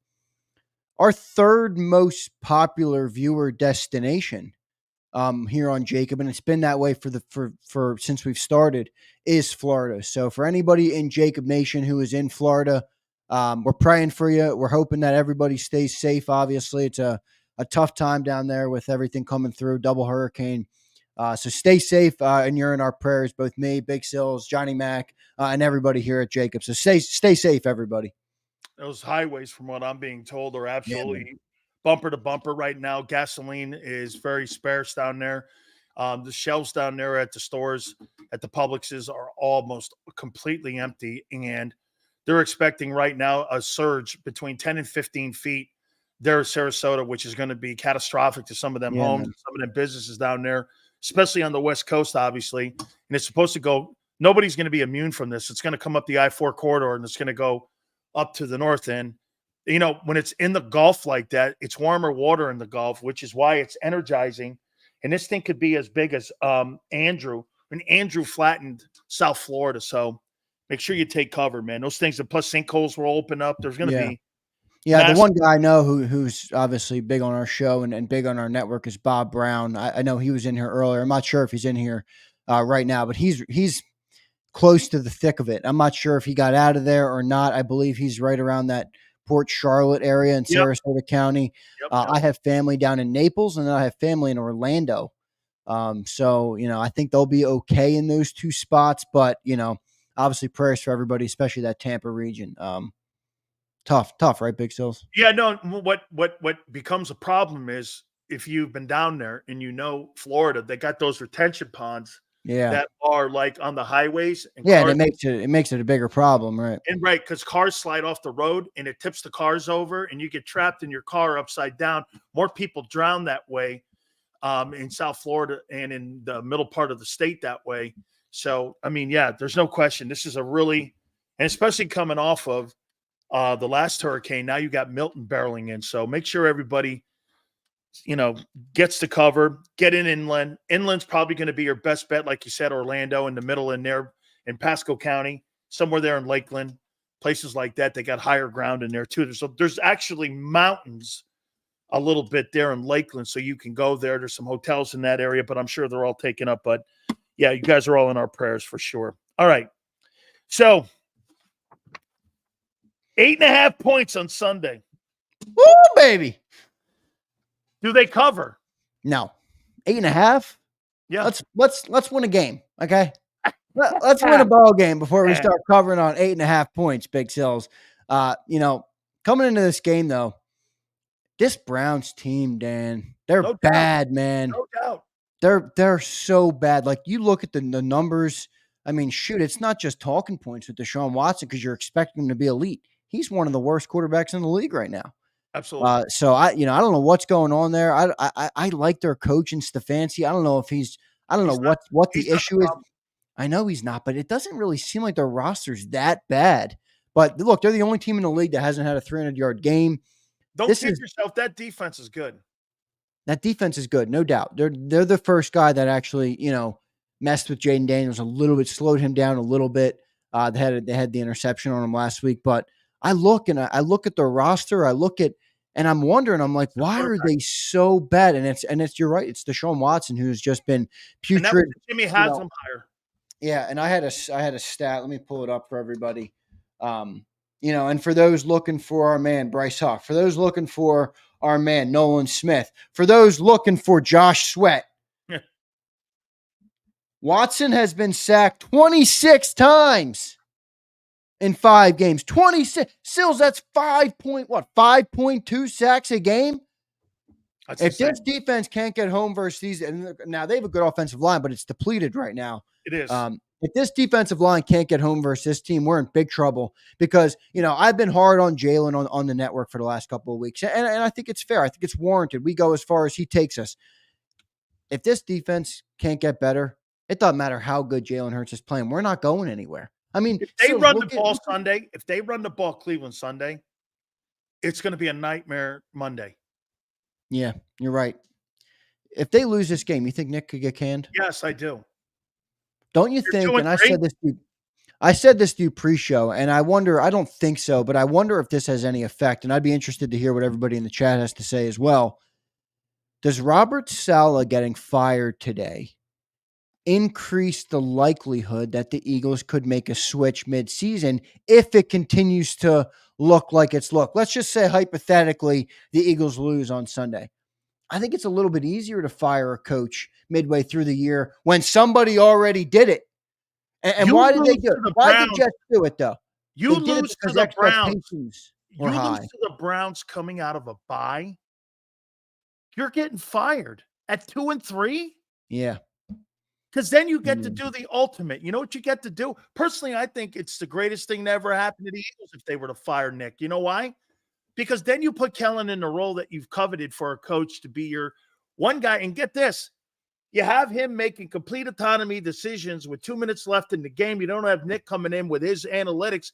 And like people were saying, that doesn't fix the Howie. No, it doesn't. But what it does do is it gives him complete autonomy on what plays are going to be called in Hurts' ear. The quarterback respects Kellen Moore more than Nick. The quarterback listens to Doug Musmeyer and the quote. Why not do that anyway? Because if that guy costs you a game by not going for field goals or what have you, and this guy ends up having a train wreck against this team. And by the way, I agree with you, Xander. This should be a layup game. Yeah. This is a layup game. Yeah. No, it is. And let me clarify because people think I'm saying hire Robert. I'm not saying Akbar says and hire him as well. I'm not saying hire him, Akbar. I'm just saying they're a trendsetter in a way, right? Where they had expectations coming into the year. They blew out a promising young coach. You know, he's under-delivered, but he had the quarterback with the most games with him was Zach Wilson. He had Mike White. I mean, he had Joe Flacco. Come on, we can't put all this on Robert Saleh. Wasn't the problem. And dude, their defense is ranked like top 3 in the league right now. Like that defense. So I'm not even saying hire Robert. I'm just saying, did they just start a trend? I'm not saying it's a trend. I'm saying they made it easier though. Like if you're going to be the first team to come out and fire your coach earlier in the year, there's a big onus on you, right? I mean, I have the national shows on today. That's been the headline all day, right? Does it make it easier for Lurie to be like, well, we're not reaching our expectations. Maybe we can salvage the season by promoting Kellen. I'm not saying it's definite. I'm just, wondering if that kind of makes it easier on Jeffrey Lurie to make that move. So, but you're right, Sills. Everything you said is right, man. This team has to get right this week. Shout out to M. Reyes holding me accountable. He's like, you're not just hard on Jalen. You've lowered your win predictions. You've lowered your expectations. M. Reyes, you're right. I have, man. They got to get right this week, Sills. If they can't get right this week, dude, when are you going to get right? Hey, how about this? Joe Douglas. It's been reported that he didn't want to sign Aaron Rodgers. That was a Woody Johnson move. Yeah, I would believe that. That was a Woody Johnson move. And on top of this, what do you make of that whole shit show today? I mean, last night, Robert Saleh walked in with his coaches. They had their coaching meetings last night, and they were putting the game plan together for this coming weekend against the Bills this week. And he walks into his office. He's sitting behind his desk. Woody Johnson walks in and says, "You're out." And that's how it was handled. And then get this. He jumped up behind his desk. He was just absolutely just ambushed on it. They called security because they got into a not a physical confrontation, but a verbal confrontation. And he was escorted out of the building by Jet security, like their version of Dom. He walked right by the general manager's office. Joe Douglas walked in and told him he was fired. Yeah, he didn't even have a chance to address the team, I don't think. No, he did not have a chance to address the team. They escorted him out. And get this, they're going to ship his stuff, according to Boomer Esiason. They're not even going to allow the guy to talk to the team or anything like that. Or, Aaron Rodgers is like this. I didn't have a bad relationship with Robert Saleh. That is not true. Me and him actually got along, and we were talking about the upcoming game against the Bills. Yeah. Are we playing well? No. So, hey, for a lot of things that the Eagles do wrong, that just shows you why the Jets haven't had a playoff team in 12 years. You know why? They do nothing right. Yeah. There's nothing right. Yeah. And by the way, I'll tell you, if Joe Douglas gets fired, I'd love to have him in the Eagle organization evaluating college college talent, because I think he's done a nice job putting college talent in that building there, man. It's some of the best talent. Their roster's not bad, dude. No, Their they're right. roster's not bad. The Jets roster's not bad at all. It's good.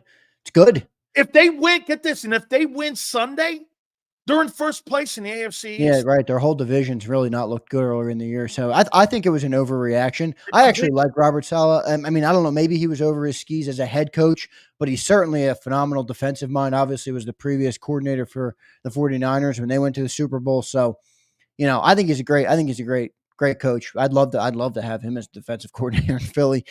Shit, man. But, I do want to say one thing. That's been on my mind. Anthony Lear checks in. Xander, I agree. Lurie never fires coaches midseason. Well, Anthony, this is where I would urge everybody to think as an Eagles fan. Lurie's also never had a $200 million offense. And for everybody who gets upset when fans are hard on the team, I think we would be remiss to not push this team to get the most out of this roster. Because Big Sills, in 5 years, in 10 years from now, in 15 years from now, if this team doesn't achieve a Super Bowl, all of us, every last one of us in this chat will look back and say, wow, did we waste that roster? Absolutely. Look at that roster that we had. This will be worse than the Andy Reid. Way worse. Way worse than the Andy Reid era, man. This is the best roster we've ever had, especially offensively in the city of Philadelphia. And the most commitment you ever made to players financially. 100%. Now that's going to go up obviously because the cap goes up. But I mean, shoot, man, this roster, if we don't get a Super Bowl out of this roster, we're all going to be talking about it for years to come. So, don't view it as being hard on the team. View it as, we're trying to get the most out of this team, man. They got to push. And I think as fans, it's our duty to also push them to get the most out of it. And I've just been thinking about that where, we think about the 04 team. We think about even, 22. We think about all the previous years that this team, gangrene, right? How do we never win one with gangrene? We're going to be saying the same thing about this team if they don't get over the edge. We're going to be saying the same exact team. You tell me we had A.J. Brown, Devontae Smith, a top 5 offensive line, Saquon Barkley, a $50 million quarterback, and we didn't get there. It's going to be a gross underachievement to the city, and I think we should all be aware of that early. Do me a favor, guys. Please hit the like button here. Xander, watching that game last night, and dude, I know walking back over things sometimes, walking back over graves and shit, but yeah. Andy Reid has to be the biggest regret Jeffrey Lurie has ever had in his entire ownership. I mean, dude, come on. It's tough. Here's where I struggle with that because it obviously is, right? When you look at Andy Reid, he's arguably a top 5 coach in the history of football. Dude, he might be the greatest at the end but here's where I think people forget, right? And you have to sometimes things run its course. Like Andy had 2 straight losing seasons at the end of his tenure in Philadelphia. He never got over the edge with Donovan. Like, would he have turned into the coach he is now if he didn't have that? It's easy to look back and say, well, we got rid of a top 5 benefit. Don't you have to give him the benefit on what he's doing? Kansas City, what was Kansas City before he got there? Nothing. I mean, they were By the way, people wanted Deshaun Watson in Kansas City or Mitchell Trubisky. They didn't want Mahomes. Yeah. Andy and Veach traded up to get Mahomes. Right. They were convinced to trade up and get his ass to go get him. So how do you know he wouldn't have turned? So look, you're right, but it's also around in Philly. Yeah, no, you're right. It's hindsight 2020 though. And I just wonder, did his time here run its course? I'm not saying I wouldn't have loved him because I loved Andy. 14 years is a long time. It is. And you never got over the edge, Sills. So it's like you never got over the hump of winning the bowl. So it's easy to look back and say, we let that guy go now. But like in the moment, I don't think that many people were critical of it in the moment. I was too young, obviously, when he got fired to remember it fully. Well, how do you look at it now? That guy beat you in a Super Bowl. I look at it as he's a top 5 coach in the league, man. It's tough to think about. Like, shit, man, we had that guy here. But everything you almost do right now was a blueprint of the things he left behind here. Yeah, and he's doing it. I mean, look, he's got the quarterback though, right? I mean, he got Patrick and the D coordinator. And would he be the coach without Patrick. I hate that argument because that's the same argument of people say, oh, Bill's not a good coach. He had Tom. It takes two. I think it takes both, It does take both. and it's not just like it's the coach or it's the quarterback. It's not Andy or it's not Patrick. It's both. They're the perfect combination. So it's tough to say, like, what would Andy's success be here? Yep. Let's just say it played out the same roster-wise. What would it be here with Jalen Hurts? I don't think Jalen Hurts has anywhere near the upside that Patrick Mahomes has, and that's not a knock on Jalen. Patrick Mahomes is one of the most talented QBs to ever grace the league. Let's take everything for what it is then. Would he have had more success here than what Nick Sirianni had? If he had stayed on? I mean, it's easy to agree, but, Nick Sirianni's also been the winningest coach in Eagles history. That's what I mean. You think he'd have won more? Maybe. I don't know. It's so hard to go back and play revisionist history on it. Remember also, Andy had a lot of things going on in his personal life when that happened. He did. And part of me wonders if both kids. Right. If it was just right, not only for us, but for him, and I'm not one of those people that looks back with disdain on Andy Reid. Obviously, I wanted us to beat him in the Super Bowl, but if Andy Reid's going up against the 49ers, if Andy Reid's going up against anybody else, I'm not afraid to say I root for Andy. I like Andy Reid. I still love him, really. I mean, so I cheer for him to win when he's not playing versus the Eagles, but I think it ran its course, Hills. I think it would be revisionist history to say what a mistake it was by the Eagles. Now, granted, I mean, he's put together now a Hall of Fame resume, obviously, so it's tough to look back on, but I don't know. I don't want to revise it too much. How about this? M. Reyes goes like this. He says that, Belichick doesn't have a Super Bowl without Tom Brady. Well, I'll say this to you then. If you really want to go down that route, has Parcells ever won a Super Bowl without Bill Belichick being his defensive coordinator? The answer is no. Okay. I mean, so if you want to talk about a coach that has had an impact on a coaching staff, and by the way, I don't think there's any coincidence that he's coached the greatest defensive player and the greatest offensive player in the history of the sport. And he's considered the greatest defensive-minded guy, and he's got 8 Super Bowl rings, 6 as a head coach and 2 as a coordinator. You tell me how fucking bad that is. Yeah. I mean, this guy's been to 11 Super Bowls. Do you understand that when I say that? Yeah. There's not a coach in pro football that's been to 11 Super Bowls. There's only been 50 some of these things played. You know Tom Brady's been in 18% of the Super Bowls? That's insane, Sills. You want to hear it even is he crazier 7-2 in Super Bowls? 3. 7-3. Eli twice. He lost to Eli twice and Foles once. That's He's right. 7-3. You want to hear an even psycho staff number, and we'll move on here. Tom Brady in his 20 years in New England, every other year he went to the Super Bowl. 10 Super Bowls. He had a little bit of a run there too, where he wasn't in it for a couple years. Yeah, right? no, like there was like 2 dynasties beginning, and there was like a 8-year thing, and then another one. Yeah, that's crazy, man.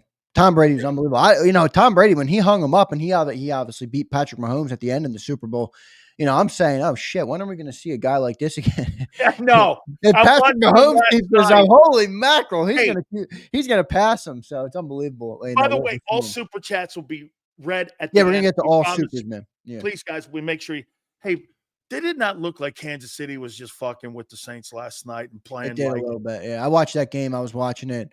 That Patrick Mahomes, man, he's unbelievable quarterback. I mean, I know he's got his turnovers and everybody likes to pin. That dude makes magic happen. And he is so good from the pocket. And I don't like to compare, people to him because he's that good. But at the end of the day, he's an NFL quarterback. Like, we should be comparing some people to him. I watch him, and that's where I'm like, Jalen is nowhere close. I mean, and I'm not even trying to not pick on Jalen right now. He just doesn't have pocket awareness like that guy. Jalen cannot stick in the pocket. He can't. You think he has pocket awareness of Joe Burrow? No.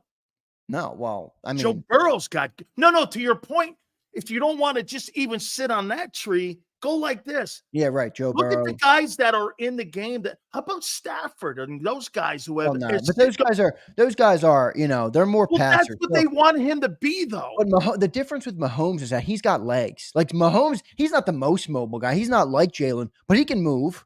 You know, he's not a statue like a Kirk Cousins in the pocket. He's pretty mobile, but the way he sits in that pocket, he can feel the pressure everywhere, when it's coming, where it's coming from. He steps up in that pocket and delivers the football. I mean, the amount of plays that Patrick Mahomes makes when the play doesn't go as planned, but he sits in there, waits for it to develop, navigates the pocket, and then finds a receiver. I mean, the one play to Juju Smith-Schuster last night, that play fell apart. He sat there, delivered the ball perfectly, and they have a 50-yard play.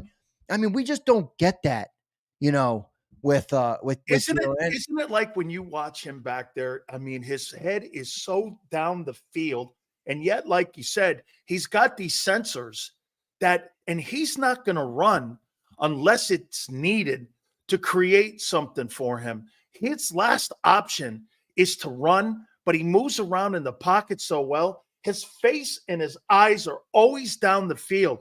Dude, Hurts, it's not like that, man. It's why he can't see Barkley down the field and he misses the throws like that, because he doesn't see that.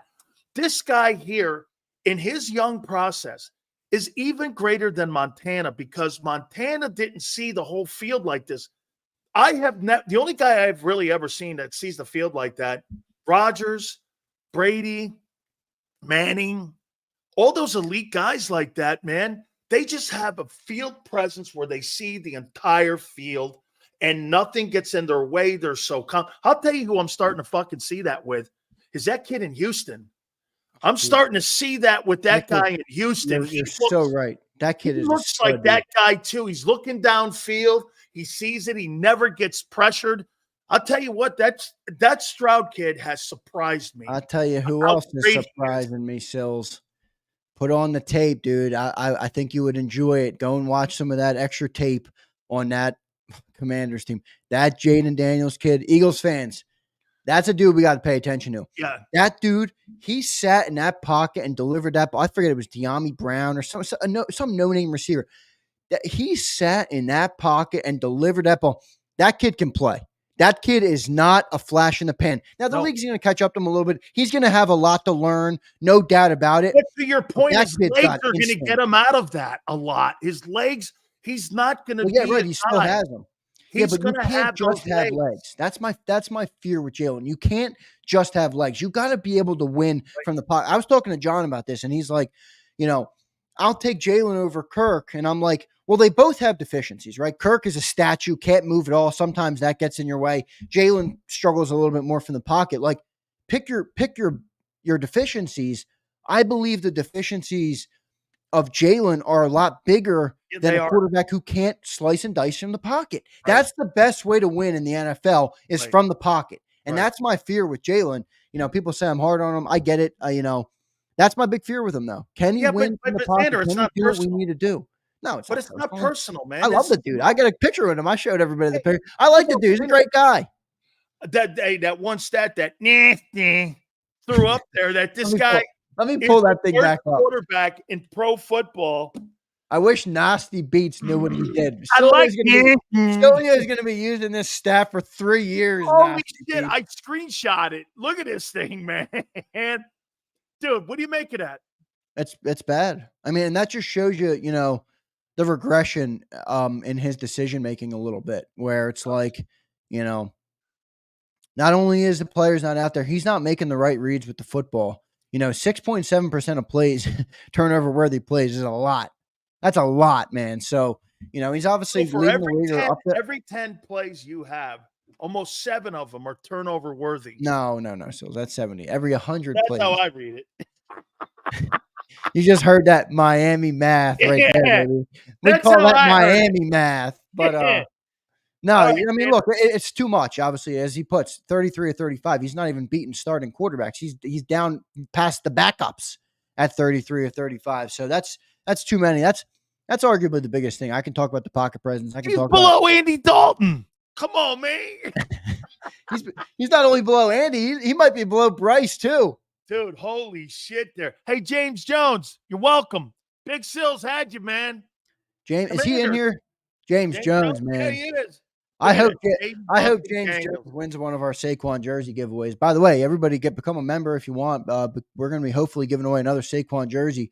But my rule was, Big Sills, we have a couple members that aren't Eagles fans. James Jones is obviously a Commander fan. Niners all damn day is obviously a Niner fan. If they win the jersey giveaway, I got to give away two because I'm going to give away them a jersey of one of their teams. So if James Jones won, I'll give him away a Daniels jersey. James. And then I have to give one. I have to do another drawing for an Eagles Hey. fan. So Hey, James, don't ever wear another team's gear. no, he's. I would give him a Daniels jersey. Did you listen? Yeah. No fucking way, man. It'd be like me wearing a Gator uniform. That ain't happening. Or like you wearing an Auburn uniform or a Cowboy uniform. That ain't happening. Anya says, do a Bryce Huff giveaway. Anya, the winner will say, Can I trade it in for store credit? Can I get some merch or something instead of the Bryce Huff jersey? Anya, Bryce Huff jerseys are going for $2.22. Yeah. They're already on clearance at the shit, man. at the local Goodell's or whatever they're called. Yeah. You can pick it up for $1.58. Or Modell's. What's it called? Modell's, the old sports Modell's. store? Yeah, Modell's. Yeah, discount. They're already 30% off. Hey, the impact that AJ Lane and Devontae have Sunday will be massive. I mean, look, you're talking. I know I'm hard on the offense, and obviously we're pushing for them to deliver, but you're getting back arguably your three best players on the football team. You know, whether we like it or not, Jalen Hurts relies on specifically AJ Brown. Getting him back is going to be massive. I think the offense is going to look good. I mean, look, Sills, the only time this year we had all three of those guys out on the field, we had 34 points on the board, and I believe we had almost 450 yards of offense. Every other game is when we've been down at 15, 18, 21. You know, those three guys make our offense. And that's the reality. So getting them back this week is going to be massive. Eagles, who have the most pressure on them coming out of the bye. Who are your top three? I'll say Bryce Huff. Actually, he's I got one. I'll put him 3. All right. Okay. I'll put him. Right now, I got 2 in mind. Let me think of my third. Let me hear yours. Okay. I got 7 of them, but I have time to write this down. Okay. Here. 7, I got Kellen Moore. 6, I have Vic Fangio. Okay. Coordinators. 5, I have Nick Sirianni. Okay. So you got 3 coaches. You got 4 players. All right. I got Barkley at 4. He's got a kid. Dude, he's their best player right now. Yeah, but he's got why is the pressure on him? He's the one who's delivered.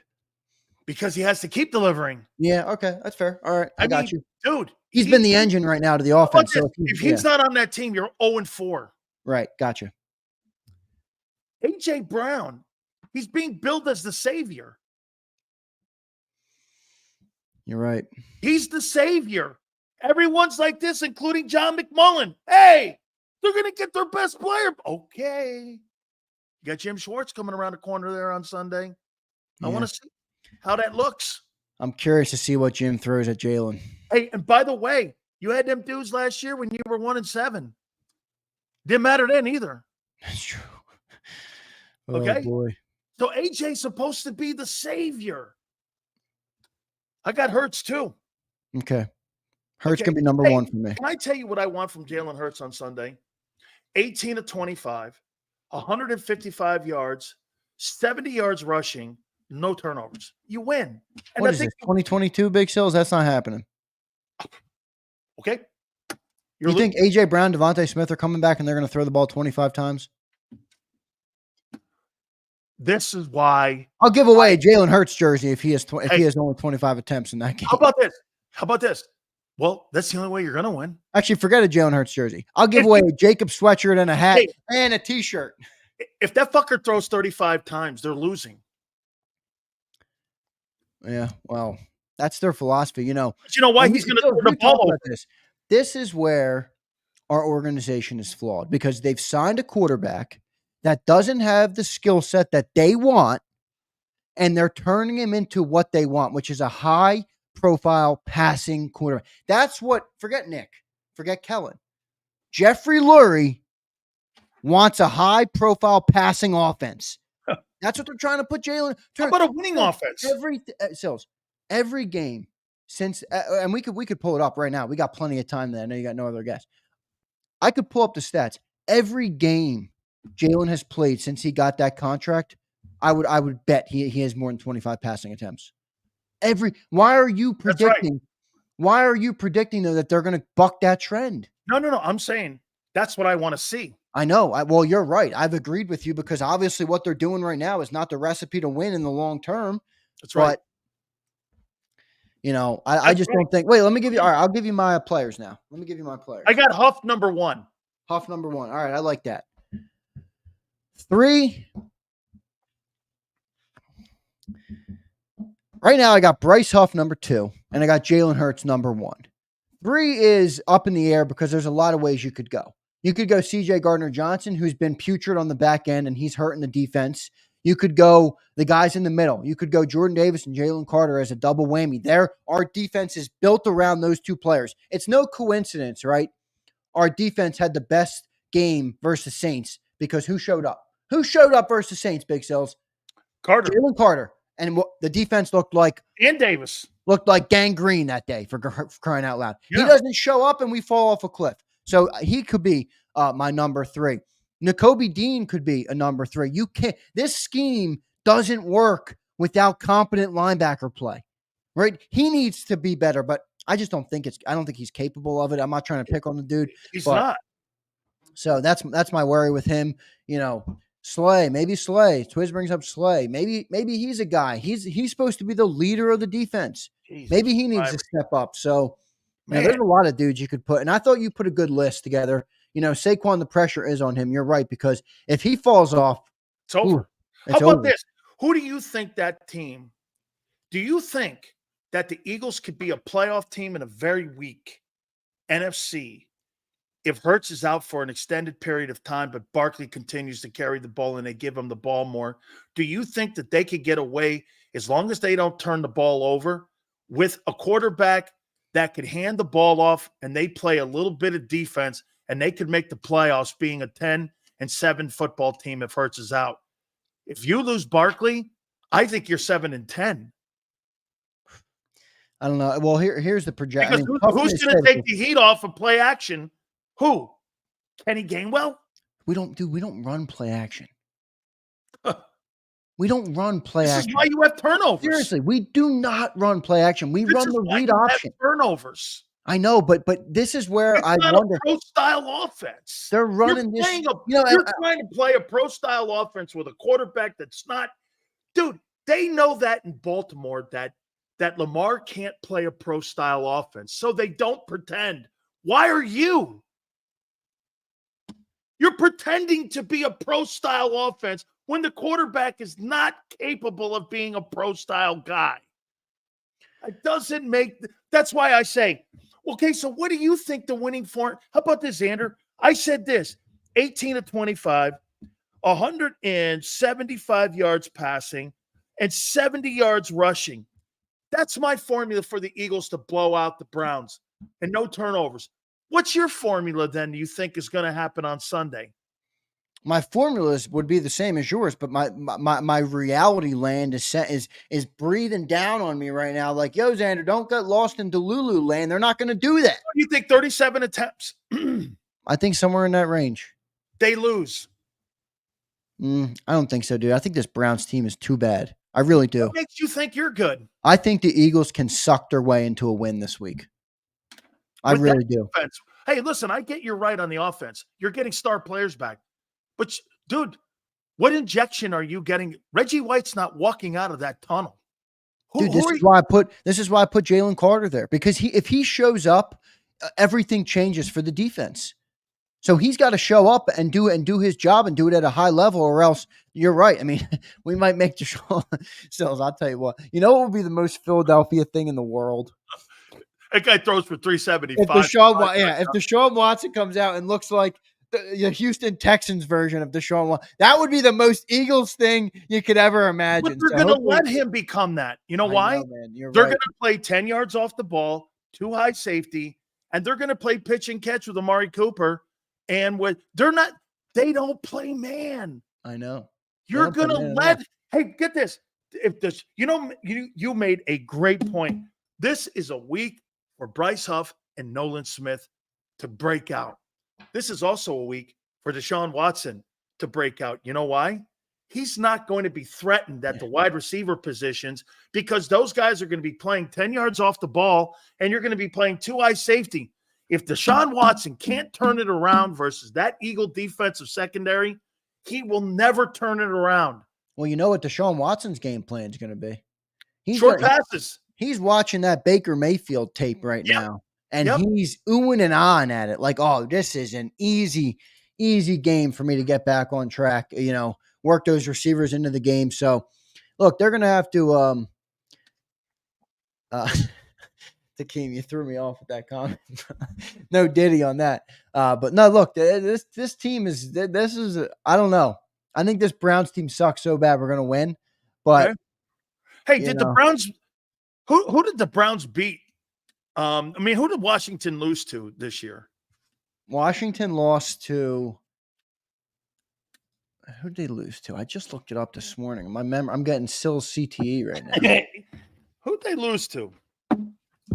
They beat the Bengals. They have the Ravens this week. That's going to be a great game. They lost to the Bucks. They lost to the Bucks in the first game of the season. Okay. They lost to the Bucks, team you got crushed by. Baker Mayfield threw 4 touchdowns. So they beat the Bucks. Yeah. Well, we didn't beat the Bucks. Okay. So let me get this right here. This Browns team's not good in any way except on they're the only team in the NFL still that hasn't had a 300-yard day on offense.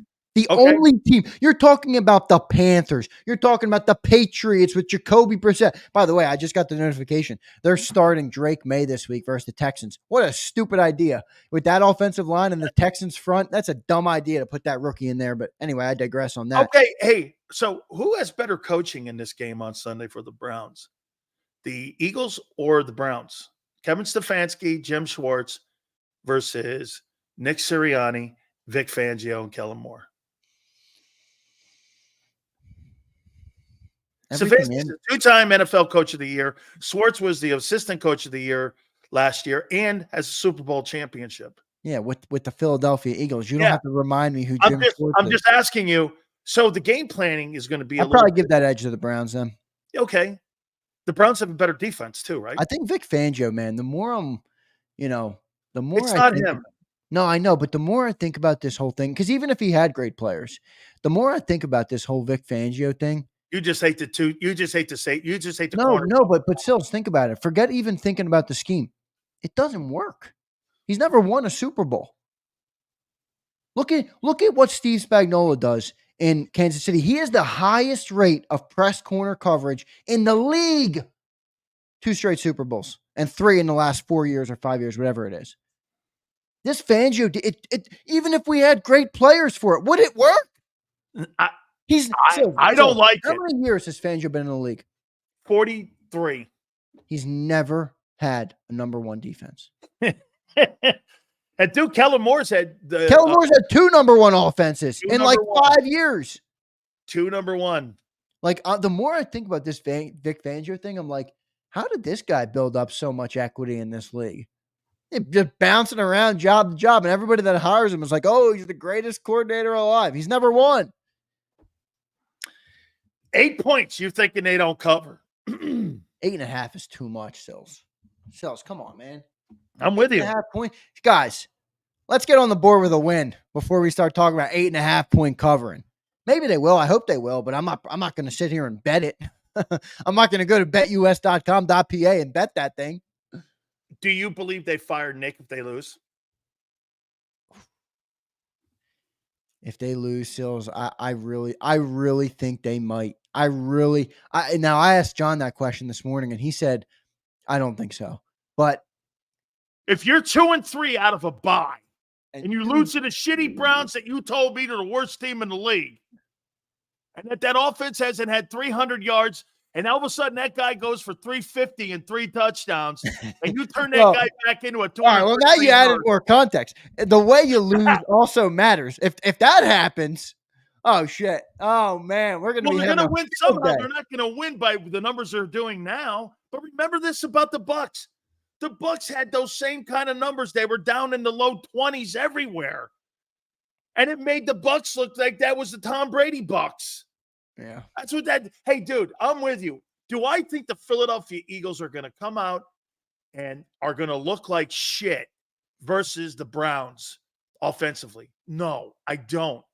But defensively, I'm still – the same problems are there that you had going into the bye. Well, you know, one of the biggest things too here is that Myles Garrett's banged up because he's the only dude that really ever gives Lane Johnson trouble. That's a huge factor. That's a huge factor. So, like, this is where a game you're going to have to see. I mean, with these two dudes coming back, like, excuses are off, everybody, on Jalen. I know you guys have been like, oh, you know, every time I criticize the guy, I get comments, oh, you're a hater and you're this, and A.J. Brown's gone and he's going to come back after the bye and torch the league. Well, this is your moment, everybody. I mean, Myles Garrett's not – I mean, he probably will play, but he's a little bit banged up. I mean, shoot, man, this is his moment to come out. You got your best guys back on the field. No more excuses. Like, come out there and play good football and utilize the pocket, which I don't think he's going to. But, you know, this is his moment. This is the whole team's moment. So the defense can get back right this week. The offense can get back right with all their players. Nick Sirianni can, you know, do his little flower speech or whatever he wants to do. And, you know. I want to give you this. Two things before we start reading the Super Chats here. By the way, all Super Chats will be read. Please send them, guys. We appreciate it. Hit the like button. So as you're going to practice today, and then you're going – actually tomorrow. Well, no, they showed up today because they had because they had the bye. So they showed up today. They're going to practice tomorrow. I don't know if they show. There's a couple guys lifting weights in the weight room. I don't know if they're fully there. Follow me here. If you're a player in that locker room, you know what's been talked about in Philly, and you know what people are saying around the league. How much pressure do you think the team feels going into this game on Sunday that potentially their head football coach could be fired Monday?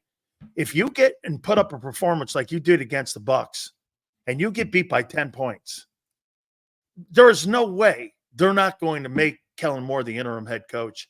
And to some extent, that could be a better thing because you know why? Then you get a head coach, play calling guy that would have autonomy. How much pressure do you think is on that team going into that game on Sunday? You have to feel it because, hey, how about this? Do you think being 2-2 right now, the front office is disappointed that they're 2-2 instead of 3-1? Or do you think they were thinking that they would have been 4-0?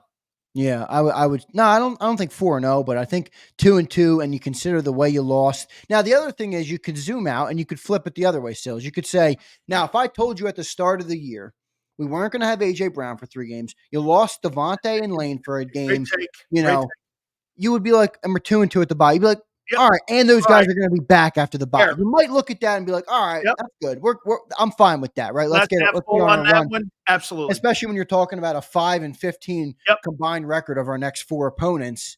You know, you might be okay with that. But I it would be hard for me to believe that the front office is happy right now with how it's looked.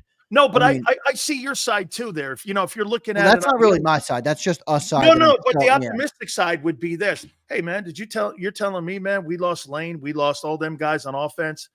You know, we got a brand new coordinator. We got both sides of the ball. We got a brand new offense, and we're 2-2. And by the way, you beat a Packer team that's considered by many people still to be a pretty good team. You played some pretty good opponents. I mean, really everybody that they've played is considered a playoff team, right? Well, everybody that they've played. I mean, New Orleans is still going to be in it because they're in the NFC South. They're still going to be in that race down there. By the way, am I right when I say this? Every team that they've played so far has a 500 record or better. Well, let's see. They started. I don't think anybody's under 500. I mean, you're right that they played all playoff team. I mean, the Saints probably aren't. The Saints fell off a cliff after that. They're over 500. They're 3-2. They're not. They lost. Okay. They're 2-3 now. They lost last night. Oh, I thought they were 3-2. No, they lost 3 straight games. They're 3-2 now. Yeah, they lost. They're 2-3. Okay, they're 2-3. Let me double check because I want to be accurate. I thought they had 3 wins.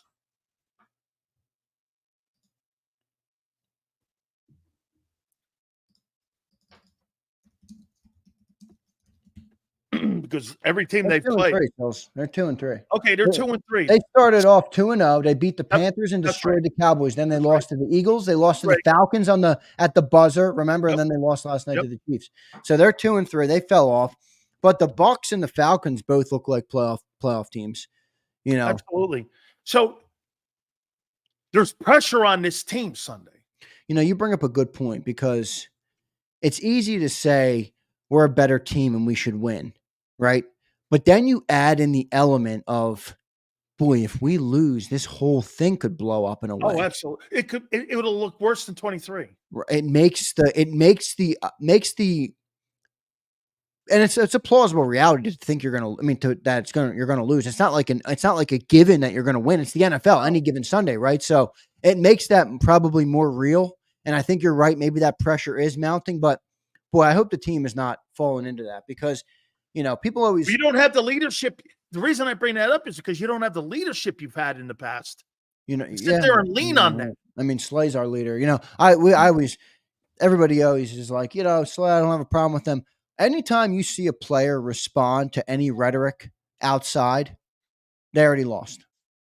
If they give any damns what I'm saying, what Sills is saying, what John's saying, what anybody on the radio is saying, they've already lost the game. I'm already in your head. Yeah. And that's already too much for me. So I hope that they're not falling into any of the external noise. I hope they're handling things within the organization, inside that locker room, and not worried about what I'm saying, what you're saying, what anybody else is saying. Now, it's a great badge of honor when they do care what we say, but they're professional athletes. Just like I shouldn't care what somebody barks at me because I get barks all damn day about JAKIB and all this and that. And I'm like, I don't care. I got to keep plugging, right? I got to handle my business, build my business, and do what I'm supposed to do every single day, day in and day out.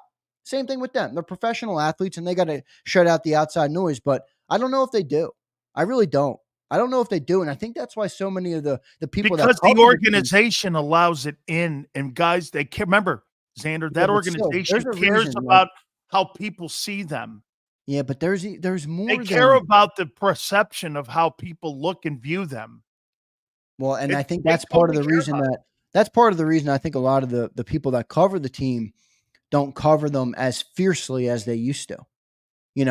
It used to be a common thing in the workplace to, especially as a beat reporter who's not biased to the team, to cover them, objectively and be hard on them if they needed to be. And on anybody, the owner, the GM, whoever it was. Now it's almost like, you get Marcus Hayes on and you're like, you're a one of one in today's world. Like that used to be everybody. And I think that's because everybody knows that everybody reads it all and they don't want to be, taking away their key fob from the locker room. For me, covering something like this, I like to give great praise, but I also like to give harsh criticism. I don't believe, I think, look, when something is done right, I go over and say, that's one of the better things that organization does. And I go overboard because I want to give kudos to that. But what I don't do is I don't sit in the middle anywhere. I said either that sucks or it's good. And somebody goes, well, I want to give you more in-depth analysis. No, and more in-depth analysis on why something sucks is an explanation on why you're being an enabler on making it a softer reality for someone to accept. And that's what they've done to the community of the Eagle fans is that, hey, you know what? We really are looking at Jalen Hurts. And really, Jalen Hurts is going to be a guy who we're going to develop into being a pro-style quarterback. No, you're not, motherfucker. You're not going to develop that guy into being anything. Stick to who the fuck he is, man. That guy is a dual threat that is really an absolutely fabulous dual threat. The guy you're trying to make right now, like you're fucking Dr. Frankenstein, ain't happening. You are not turning that. Dude, once again, Baltimore knows this. He is never going to throw for 4,000 yards. He may never throw for 37 or 3,900 yards, Lamar Jackson. But you know what that fucker's going to do? He's going to win MVPs. This guy just beat Josh Allen and Joe Burrow in consecutive weeks. Do you understand? I mean, you're losing to Baker Mayfield in consecutive games when it comes to those guys playing back-to-back. I mean, Come on here. Dude, stick to what that kid does best. Dude, the Bryce Huff thing is the greatest example. I said it yesterday. How he thought they could turn him into a 3-down guy. He's never been a 3-down guy, Howie. He's never gonna be. Even John's waving the flag on that one. Come on, Vic. Time to change it up with him, man. He's not a 3-down player. But no, you're right, man. I mean, this team is it's not common anymore to do what you do. And you heard what Big Sills said there, guys. Big Sills doesn't ride the middle ever. Hurts. That's why. Let's get to these super chats, my friend. Let's do it. Appreciate everybody. By the way. It's actually aggravating. Wait, this isn't a super chat, but Anthony Lears makes a good point here. And I think it could, Anthony, I think it could be either this or it's the complete opposite where they'll rally. How do you, Anthony, the locker room's fractured now. Yeah, but they're not showing that. Jalen hates him. Dude, when the number one player on your team doesn't have a good relationship with the head coach, that's a fracture. Okay? Yeah. Hey, don't you think, get this. So Bill Belichick and Tom Brady never went to lunch or anything for 20 years. But you know the one thing the quarterback did do? Respect. He managed Bill Belichick's ego. And he was the guy that was the subservient guy in the relationship. Belichick's ego was bigger than Brady's ego, but Brady managed it and got along with him, allowed him to do all that bullshit. I'll give you the greatest comparison. So the guy in San Antonio, Greg Popovich, do you know who the equalizer in the locker room was? It was Tim Duncan. What has happened to Greg Popovich since Tim Duncan's left? They fucking suck. Yeah. Because you know why, man? Hey, nobody, you leave your egos at the door. This is all about team. And Duncan would walk in the locker room and go, this is about us here. Tony Parker, Manu Ginobili, all of us. This is about us here. And then as soon as that guy left, Popovich has been a below average coach. Same thing in New England. You have that one dynamic superstar in Tim Duncan. You had that one dynamic superstar in Tom Brady. And they managed their coaches. Jalen Hurts doesn't want to manage Nick because he doesn't respect him. It's already fractured. So the other thing about, to your point, it's already fractured. Yeah, the other thing I don't like about their relationship, and this has been since we were winning, I've never liked that Jalen wears the pants. If you know what I mean, like Nick, he's the adult, right? Like it's supposed to be Jalen should have a little bit of emotion. Coach keeps him, in game mode. Like even remember the Super Bowl, like Nick is like, oh, got his hand up, and Jalen's like, yo, dude, put your hand down. Like, yeah, like come on, bro. Like, what are you doing? Like you're a kid. I've always disliked that relationship, but that's just Nick. I mean, that's who we got. So, hey Nick, go make me a fucking sandwich. Yeah, seriously. Yeah. One more comment before we get to the super chats. And this is show enough. I agree, but can we at least try Kellen's offense for the rest of the season before we say it's impossible? Show enough. My worry with that is it going to work? Kellen's offense is pro style. That's why every fan right now is like, this is still Nick Sirianni's offense. Is it? Because it looks it. But why? Why? Because he's influencing the offensive game plan. Is that why? Do you really believe that's why? You said it yesterday. Yeah, because you know what you said?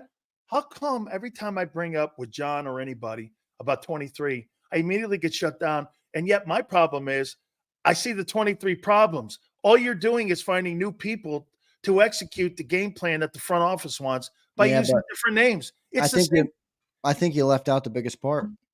Huh. Is it Nick's influence, or is it because that's what Jalen needs to run? Jalen isn't going to thrive in Kellen Moore's style of offense. He's not. He's not going to thrive in Brian Johnson's offense. Jayden Daniels is. Well, Brian, I think honestly, the more and I don't know this to be true, this is just a speculation by me, but the more that this thing goes and the more I learn about Brian Johnson, the more I learn about this Eagles team, I think Brian Johnson actually knew how to use Jalen Hurts. Yeah. And they made him put him into a different style of offense, start throwing the ball more, take away some of that RPO stuff, and it fell apart. And now they brought in Kellen Moore to do the same thing, and it's not working. Remember what the big problem was and the big rub in the offseason was that Brian Johnson, it came out that Nick was coming in and pulling Jalen out of team offensive meetings and saying to him that they were going to go and do this kind of style here, and he would influence the play calling during the game and during the play calling, and he would change plays of Brian Johnson during the game. And Brian Johnson and Jalen were frustrated because Nick's influence, and he's doing it again now. Devin White got cut. Breaking news, everybody. Devin White has been cut by the Philadelphia Eagles. I'm happy because And not because I wanted Devin White to be gone, but because I didn't want them to hamstring him for a whole year and not give him the chance to go and try and revive his career. I know, we've talked about how he wasn't, by the way, John deserves flowers on this. Sills, John took Sills' level of hate this summer for his takes on Devin White. And everybody in JAKIB Nation came down on him. You're a Devin White hater. You're so wrong. McMuffin, you're dumb and this. John was spot on about Devin White the whole time. He had no impact on this football team, and now he's gone. He is gone, and he didn't play one snap here, as John predicted. So I'm giving John some flowers on that one. Let me read the room here, just in my observation above the NovaCare Center. They're panicking over there. I'm going to tell you why. They're looking for bullseyes right now and scapegoats right now. And for Howie in season to cut a guy that they gave $3.5 million to, who was supposed to come in and be a starter, Howie on the Zoom. The reason I came to Philly was because Howie was the guy that was recruiting me. Here's the guy. Hey, for Howie to cut bait on this, dude, it wouldn't shock me if Bradbury's next. Okay, or something. They're already creating their scapegoats, aren't they? Yeah. This is fucking the beginning of Hurricane Howie. No, I'm not ready to go there. You're saying this is the start of the end? This is a Cat 4 right now. Hurricane Howie. Are you is telling right me this now. is the start of the end, Big Sills? I'll lower it to a Cat 3. Okay? Right now, it's a Cat 3. Hurricane Howie. This is the first. The waters are getting warm in the Gulf right now. No. I didn't want to go there, and Sills leave Sills to go there. The Chesapeake Bay waters are now starting to get a little bit warmer here. Oh, no. Is this Sills? Don't tell me this thing's unraveling right now with Devin White. It's the beginning. What it is it's setting up Sunday if they shit the bed. Oh my God. If they with this and then if they shit the bed on Sunday, oh my God. Oh, hey, they'll like that play. Hey, NovaCare will be knocked down by Hurricane Howie. Cat 5. Oh no. Sills, I told you something fishy was going on. John did say that. He goes, Sills, something fishy's going on. Hurricane Howie. Hurricane Howie Abe. Oh my gosh. Hurricane Howie. Cut him. That is so un-Howie. That was one of his prized signings. Sills, I didn't want you to go there, and you went there, and it's hard for me to dismiss this. This is the beginning of this is the beginning of the end for Sirianni. Sirianni's the beginning of his end started last year. To the Browns on Sunday, they're firing his ass. And you were right about Rob. Hey, dude. Okay, so I cannot believe they cut Devin White. Hurricane Howie. Hurricane Howie. Please, some Eagle fan, talk me off the ledge. Is Sills right here? Is this the start of the end for this football team right now? Cat 3 with the potential. Hopefully it gets downgraded by the end of the game Sunday. I can always count on M. Reyes, Big Sills. We got a guy we never used. Look at M. Reyes. No, you're right. You're right, M. Reyes. You just cut people that you fucking give money to, and you blow everyone up saying that, oh, my God, this guy. I kept telling, why is this guy on the team? Why is Bradbury on the team? Cat 3 with the potential of a Cat 5 comes Sunday. Holy piss.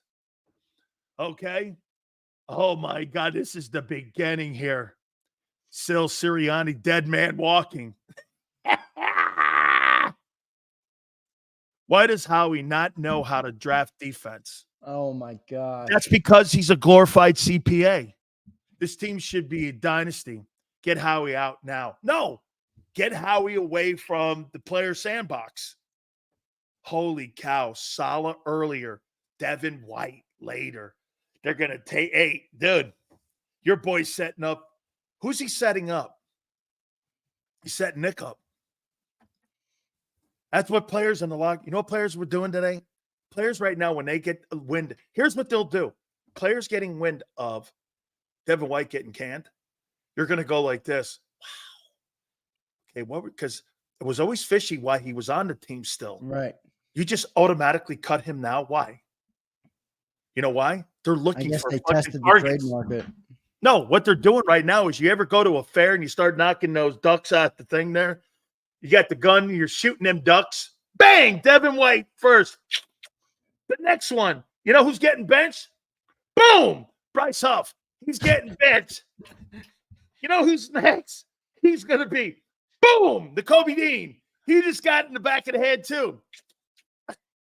Oh, no. Hurricane Howie is here, Hurricane everybody. Howie, baby. Right now, warming up in a Cat 3. Oh, God. Let's get to these super chats, dog. Hurricane Howie is here. Wait, let me answer Victor. Victor says, in quotes, Howie Roseman is an idiot because he doesn't admit when he's wrong. Then Howie admits he's wrong, and he's an idiot for admitting he's wrong. Victor, I love you, brother, but I think you're leaving out one of the biggest components of this, and that's Howie's ego. Howie's ego is way bigger than you are giving credit to. And I understand that you like Howie. That's fine. Howie's done good work. Howie also misses, and he's so afraid to admit when he's wrong that when he does, he makes other things happen because of it. You know, and this is a perfect example of it. And hopefully there's no other things that go wrong because of will this. Howie be on the sidelines come Sunday? Hurricane Howie on the sideline, man. I guarantee you, man. We He'll need be a on shirt. the I need a shirt made with Howie's name, Howie's head in the middle. Maybe that's not a good timing with all the things happening in the world, but Hurricane Howie is here. Stay safe. Florida, don't worry. You are safe from Hurricane Howie. You guys got to handle. Yeah, we're further up the coast right now. It's right off the coast of Philadelphia right now. And so. Well, there's no coast. Well, I guess there is a coast. Yeah. But you don't live on the East Coast there? I forgot. Philadelphia, where? Where are you near? Chicago or something? Philadelphia is inland. I mean, I guess you're on the Lake Michigan? Anyway, Hurricane Howie is here. Let's get to a couple. Hurricane Howie. We just did it, man. We just talked about it. I'm gonna make a posting of it. Wait, Sills, real quick before I get to the super chats, let me just get what's your takeaways from this? How's the team respond? How does the defense respond? Are they in a better spot? Are they opening up any roster moves from this? What's your analysis from this type of move? Now, this could be a trade. This could be opening up for a spot that they found somebody on a practice squad. Okay. Somebody that's out there because to me right now, his roster spot, because he was on the 53 men, he was just inactive. So now you create a spot where maybe somebody on a practice squad somewhere else that they've identified that they want to bring in and give an opportunity to come in and help special teams, or maybe even the depth level of their linebacking core. Right now, it's a priority that the roster spots right now that you need more depth on that side of the ball. That's why it wouldn't shock me if they end up firing Bradbury also and blowing him out. The only problem with that is once it became active for day one, they're on the hook for $11.2 million. So that would be a tougher cut. They should have cut him prior to the start of the regular season.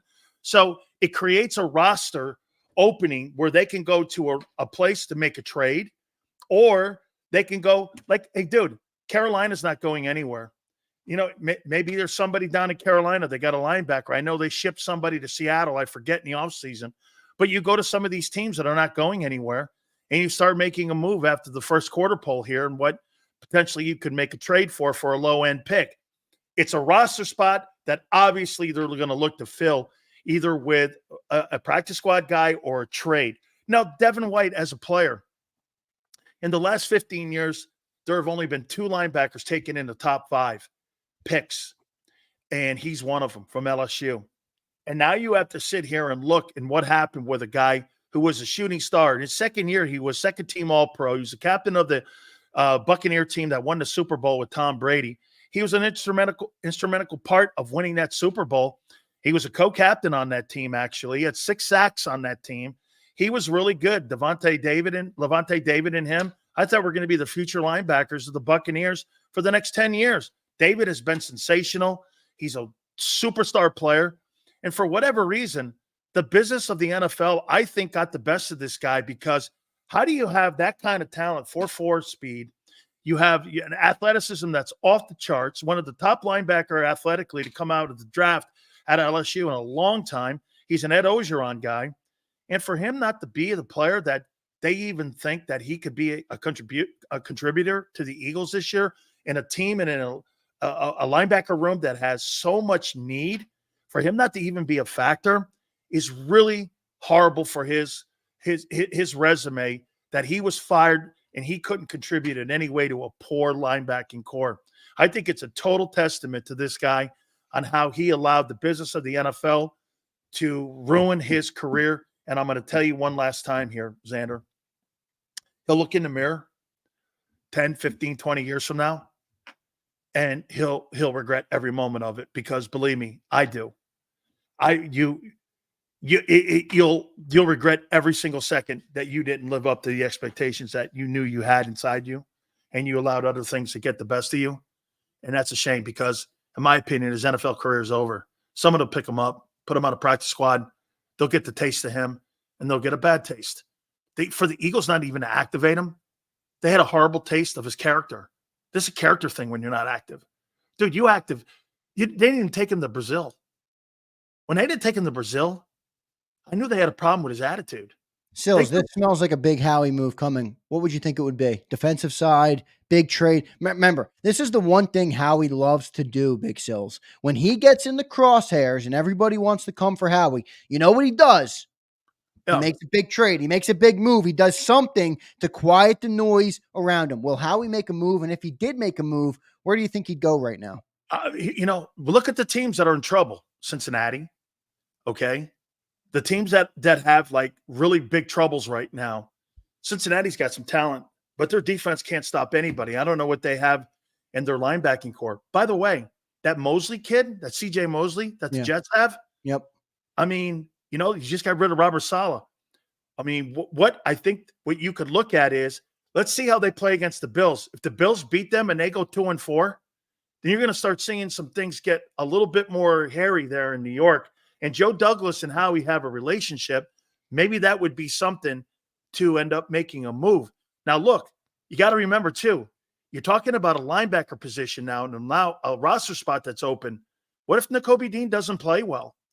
I know you want an edge rusher, but you need someone in the middle of that zone in that Vic Fangio defense to be able to control the middle. What's a bigger need, Sills? What's a bigger need, man? We're getting nothing right now out of our $17 million. Nothing. Goose eggs. Now, Josh Sweat's been okay. He's been serviceable, which I think is what you expected. Bryce Huff, goose eggs. First-round draft pick Nolan Smith, goose eggs. If a guy like Max Crosby's out there, that to me looks like the move. I'm not saying he's available. Or what happens if Zach Bond gets hurt? Who are you putting in there? See, this is where I wonder if John's point's correct, where, Trotter, Ben Van Sumeren. See, and I'm not saying those guys are good, but you're not getting great play from them. No, I'm looking for functional. John's point was they have depth at linebacker because it's all the same dudes, right? Yeah. There's no star. So maybe if they don't think that they can improve that position, or Howie is Howie and doesn't want to spend the money on that position or the draft capital on that position, I could see him spending it on the edge rusher. Somebody just said, stop talking about injuries. Why? It's played a major factor in the first quarter poll of your season. You've got to talk injuries. Oh, you have to. Injuries because it's part of it. Yeah. Nobody's and again, I'm not going to quantify fucking telling you about injuries because you've already went through it in the first 4 games. The bigger need is edge rusher, but where are you getting that from, Xander? You think here's why I don't think they'll go edge rusher. Up an edge rusher? Well, you find a team. That's why I said Max Crosby. I know that they probably don't want to get rid of him. Henderson kid in Cincinnati. He could be gone. I mean, you're talking about teams that are selling. You got to find teams that are selling and don't have right now a break. Like, here's why I don't think that don't like to spend money, which is Cincinnati. It's why I pick Cincinnati. So Vegas is in la la land. They don't even have a quarterback. But look, Max Crosby. They're not trading Max Crosby. They're going to get rid of Devontae Adams. And the other reason I don't think they'd go edge rusher is this. That means Howie Roseman is going to admit to 2 mistakes in one day. No doubt. Or 1 week. Not happening. No. If you trade for an edge rusher. 3. Because it means he fucked up on Reddick, he fucked up on Huff, and he fucked up on Nolan. True. It's true. That's 3 misses. Watch this. First round pick, big money, and a trade, you got something that you're getting back in 3 years. That's a big whiff. I just think that the edge rusher is going to make the biggest impact on this team. I don't know if we're going to go that route, but again, if you go get Trey Hendrickson, okay, I mean, you're talking about a younger player, but he's going to demand a contract. Look, he's not going to be on that team next year.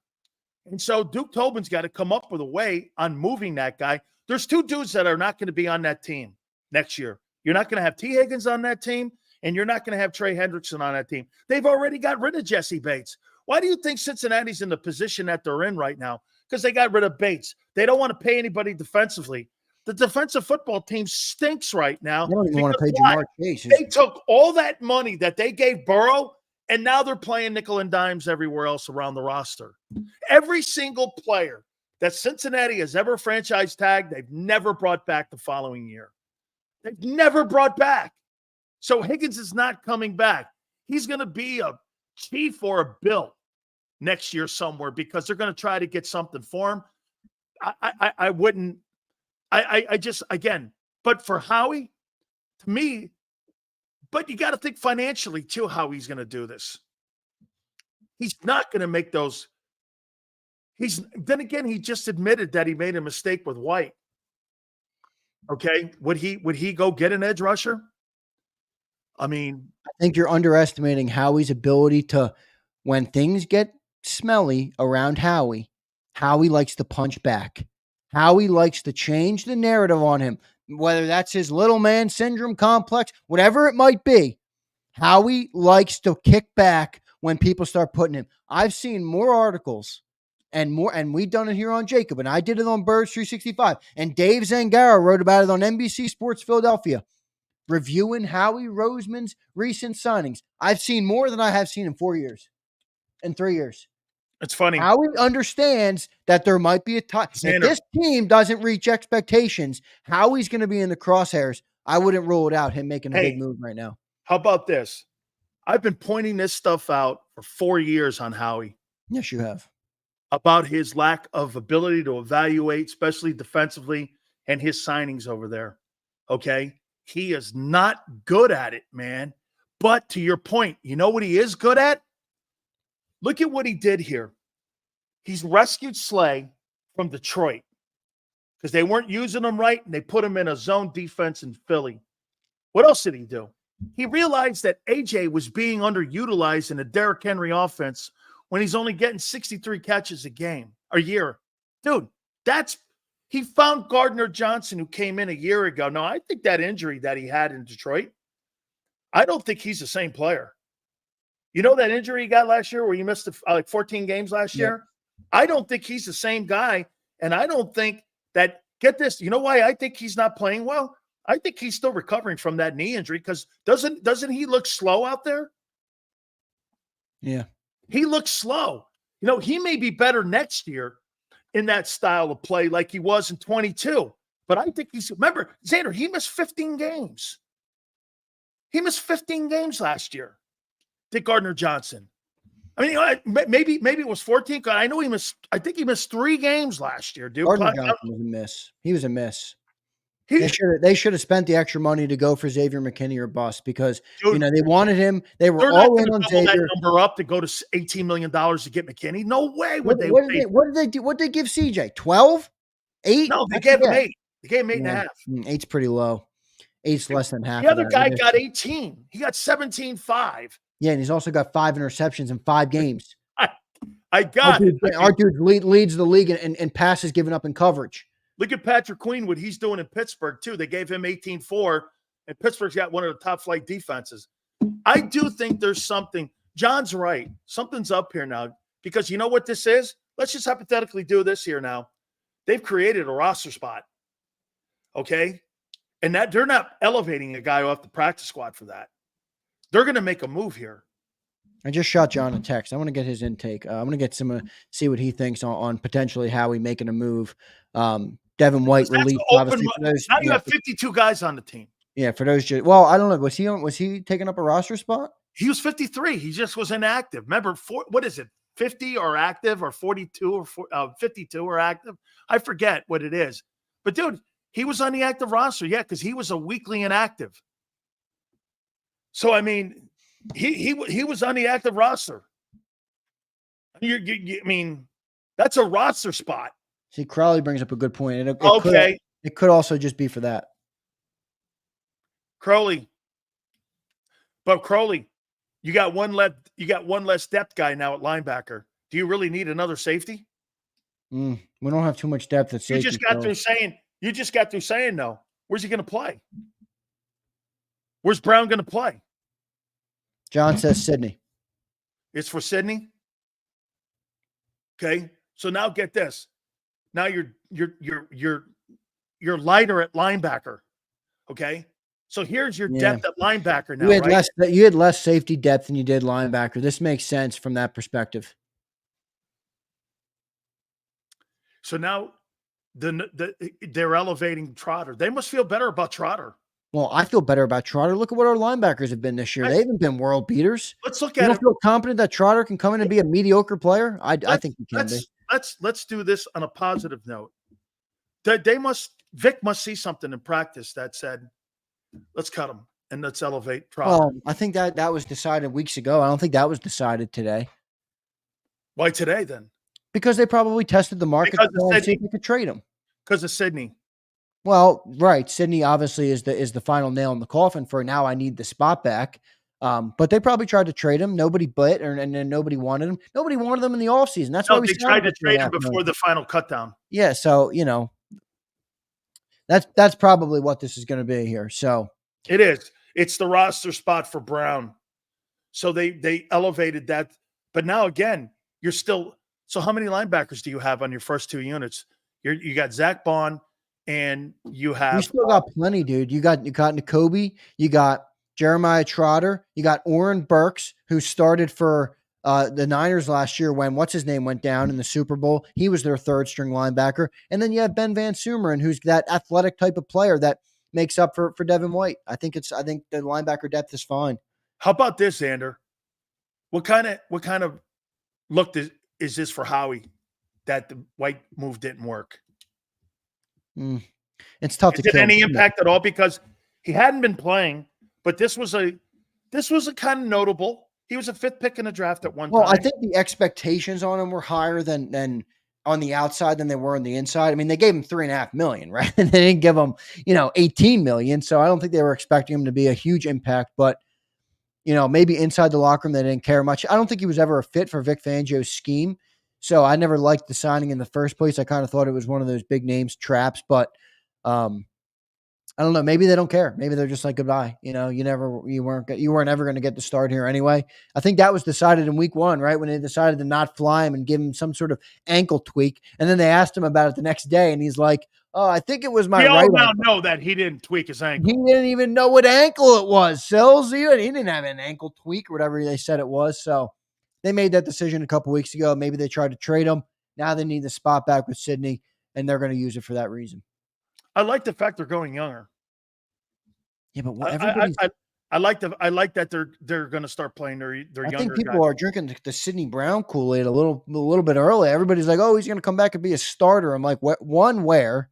And two, what did he show you that he was that good?" I know he's a young, promising. So happy that you're saying that because I'm trying to tell people prior to him getting injured, my take on him and my evaluation on Sidney Brown, he wasn't a very good tackler.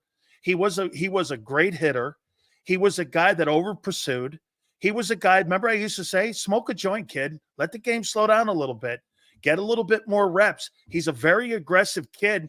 And anybody who thought that he was a great tackler, you must have missed some of the shit that I watched because he's got a long way to go. Now, I think Kiko is right. I mean, he was raw. I think he can be a league. I think he's got a chance because, remember, Lovey evaluated him, recruited him to go to Illinois. Okay, and Witherspoon was part of that secondary at Illinois. I think the kid has a chance to be good. Okay, but pump the brakes. 18 months off on a knee injury for a guy who didn't really show me that he was all that great. He missed tackles. He overran them. I mean, he sucked in coverage too. So if you're replacing Sydney or replacing CJ Gardner-Johnson, is he even an improvement in coverage? No, he was terrible in coverage. He got spun around. But again, he's a young player. Like, let's do this. I mean, Cooper DeJean's not ready. I mean, he's still not ready. Missed all that time at camp. You're talking about a guy who was decent a year ago. Not great. Now, is he an athlete? Yes. Do you see some great promise? Yes. Do I like him? Yes. Do I think he could be a guy back there that could be a really good, solid ball player? Yes. You know who he reminds me of? He reminds me of DeMar Hamlin before DeMar Hamlin got hurt. He's that kind of player. He's in that room like DeMar Hamlin. I wouldn't sit there and go like this. That guy's Cam Chancellor. I mean, you're out of your minds. Cam Chancellor blew people up and knew what he was doing. Okay? This is pump the brakes on him. Cam Chancellor. Cam Chancellor was a great Where the hell did you get that name? He's nowhere near Cam Chancellor. Cam Chancellor was a fourth rounder. My point is that he was a good player. Hey, Dan Quinn and Gus Bradley developed him in that defense, and they gave him time to develop. That's what I'm saying. Hey, dude, nobody thought Cam Chancellor coming out of college was going to be a star player. He was a fourth rounder. But what they did was they put him in a system and they developed him. Hey, what is your expectations? You don't think this guy's – I mean, I hear people going, hey, why don't you just drop him into safety now? I'm like, are you fucking crazy? I mean, you're not trying to, like, wake up Rip Van Watson here, are you? I'm not trying to wake up the guy to try to become the Houston Texans, Deshaun Watson again. I want to have the most qualified people. By the way, I might even put Isaiah Rodgers out there at the corner position, and I might even drive Quinyon in the slot to help my secondary a little bit. They need more help in that secondary. Xander, they're not very good back there right now. I think they're okay. No, you're right. They're not. And you know, Reed Blankenship has been better than C.J. Gardner-Johnson. C.J. Gardner-Johnson was always the hype signing and that everybody got all jacked up about, but he's not good. He's never was good. That's why nobody in the league wanted to give him a multi-year contract. Howie gave him a 3-year contract when he got outbid for Xavier McKinney, and it's not going to work out. C.J. Gardner-Johnson is a liability. He's all bark and he's no bite, and he's overrated, frankly. He's way overrated. This city way overrates him. I mean, I know he had a decent year with us in 22, but, you know, right now that looks like a one-off. Yeah. So does Hurts. But then again, hey, let's did we read the super chats? No, we're gonna get there. All right, I just wanted to hit the Devin White stuff because we got everybody checking in obviously right now on the show. So appreciate all the viewership right now. Hit that like button. Big shout out to my man Brett Jordan for becoming a member. Brett, thank you, brother. Brett, thank you, my friend. All members. It's big support for our channel, so we thank you very much for that. Daniel, hope you're staying safe down there in Florida. I know you were checking in, or I don't know if you were in Florida. He might have been North Carolina. Anyway, Daniel, coming up to his way too, by the way. So it doesn't matter if we develop any of these linebackers or safety anyways, because Howie won't pay them. It's a good point. Right. Hey, always remember, if you're a linebacker in Philadelphia, you're getting a 1-year or you're getting a one-time contract. You're not getting re-signed. You're just not. Let's go to the next one. Us Washington fans are here for the Eagles crash out tour. How you doing? Come on, Door. Hey, Hurricane Howie, Cat 3. Yeah. How you doing? They just released White. We got that. Thank you, In Flight. Ramir, appreciate it, brother. Thank you for the 99 center. John says, Sills, I told you something fishy was going on, John. You're right, man, and it looks like it. Yes, but it also could just be simple roster moves here right now. Dor Garner checks in again. Eagles lose, then the locker room implodes. Dor, you're living in dreamland, man. You're Washington's 4-1, and you're hoping that we collapse. Might not be wrong, though. We'll see. Derek Willis checks in. How can Jalen Carter show up when the DBs are 8 yards off the ball? It's a great point. I mean, we're looking for pressure. We're looking for sacks. We're looking for production from the front. Meanwhile, our cornerbacks are in Asia, are in Jupiter. They're not even on the same planet as these dudes. God. Hey, that's fucking funny, man. Hey, Jalen Carter, show up. We're your DBs. Hey, they're in New Jersey. How come Troy Aikman's like, dude, these guys are playing so far back, they're off the screen. It's crazy. The TV guys are like, shit, we got the Eagles this week. We got to get the extra big camera. Wide angle. Yeah, get the wide angle lens. Hurts contract backloaded. If so, hard to get off of. Hey, or it's way backloaded. Way backloaded. And he's got no trade. Oh, God. Look at this next super chat. Eusto. Come on, Eusto. Hurts for Brady. Do we win a Super Bowl? Absolutely. I'd take Tom Brady right now at 50. Seriously. Hey, dude, would you take Brady right now over Hurts? All right, come on. Next question. No, wait, he's been out of ball 2 years. I don't care how long he's been out of ball, dude. That dude would come back and dissect these modern. I'll take Nick Foles right now. Yeah. Seriously. Would Mahomes be the same guy in Philly? No, Andy. No. Good question. No, not without Andy. I think Andy was instrumental in developing. Remember, Sills, in the face of modern culture, in the face of the modern NFL, when every quarterback drafted is rushed onto the football field, Andy Reid traded up for Patrick Mahomes. And then he sat him on the bench for a year and said, sit right there, young man. Did he You're sit gonna learn." McNabb? Did That he was a sit McNabb? I I think he thought did, but that McNabb was a came in. different time. I McNabb was thought what? McNabb was what? Like the third I or fourth thought overall, McNabb second came overall pick? in. I thought McNabb came in mid-season. I McNabb thought was he what? came in. I think he was the third overall pick, McNabb, right? I think he came in mid-season. I think they sat his Second ass. overall pick. Let me look, because he got drafted in 99. I thought they sat him. Let me look. And like after the first I'm sure somebody in the chat can give us it. seven McNabb games, late in season. He sat and Peterson played. That's right. Doug Peterson. Mhm. Yeah, I just think to answer the super chat about would Mahomes be the same without Andy. I mean, I'm not taking away any talent from Mahomes. He's obviously has immense talent, but I do Cliff think Kingsbury Andy, didn't win with him at Texas Tech. I mean, yeah, so that's different though. I'm not going to compare it the is. college game to this. I mean, It is. Andy Reid has developed him beautifully though. I'll give him credit for that. Now, I'm not, like I said, I'm not taking anything away from Patrick, but I just think that was a big move, from Andy to sit him down that year. Let's get through a couple more of these super chats. M. Reyes, where will you hide when we go 14-3? M. Reyes checking in. This guy's the most delusional guy I've ever seen right here. I love M. Reyes. M. Reyes, I love you, pal. Appreciate your support. You're a punk. Money on the Browns team going to lay down to fire Nick. G. Fish is looking for a G. firing. Fish, take the 8.5, G. Fish. They ain't covering. They ain't covering that. Let's go to Kimberly. Kimberly, appreciate you checking in. Salah's firing is the catalyst for Sirianni gone. They know Howie is now exposed. Kimberly, I'm not sure if you were listening about 30, 40, 50 minutes ago when I said that this could be the first domino to fall. It makes it a little bit easier to move on from your coach when somebody else does it. Kimberly's got a point there. Sills, your reaction. Hey, Kim.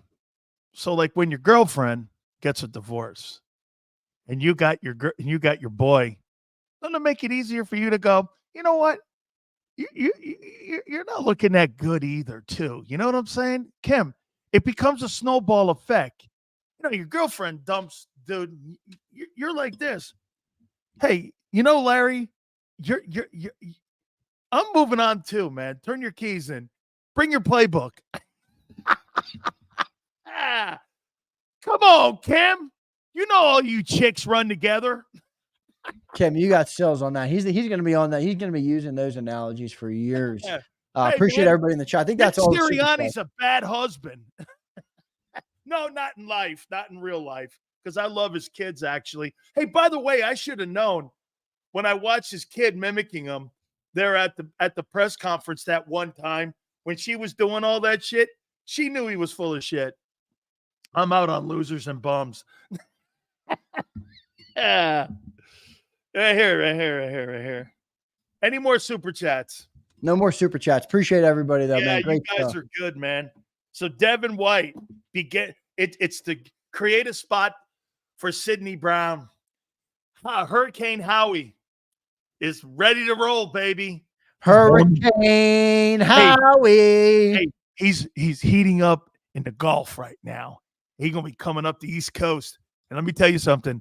If that fucking team loses to the Browns on Sunday, it'll be a cat 10. It will break the hurricane scale. Wait, everybody, I need a chat check in on this. If the Eagles lose to the Browns, what do you want to see happen? Victor, I need to hear from you. Hey, Paul, could that cause Howie to lose his job? No. Dude, you lose to the Browns and all the money you spent? Dude, you guys told me there's no excuses now. Howie isn't going anywhere. Dude.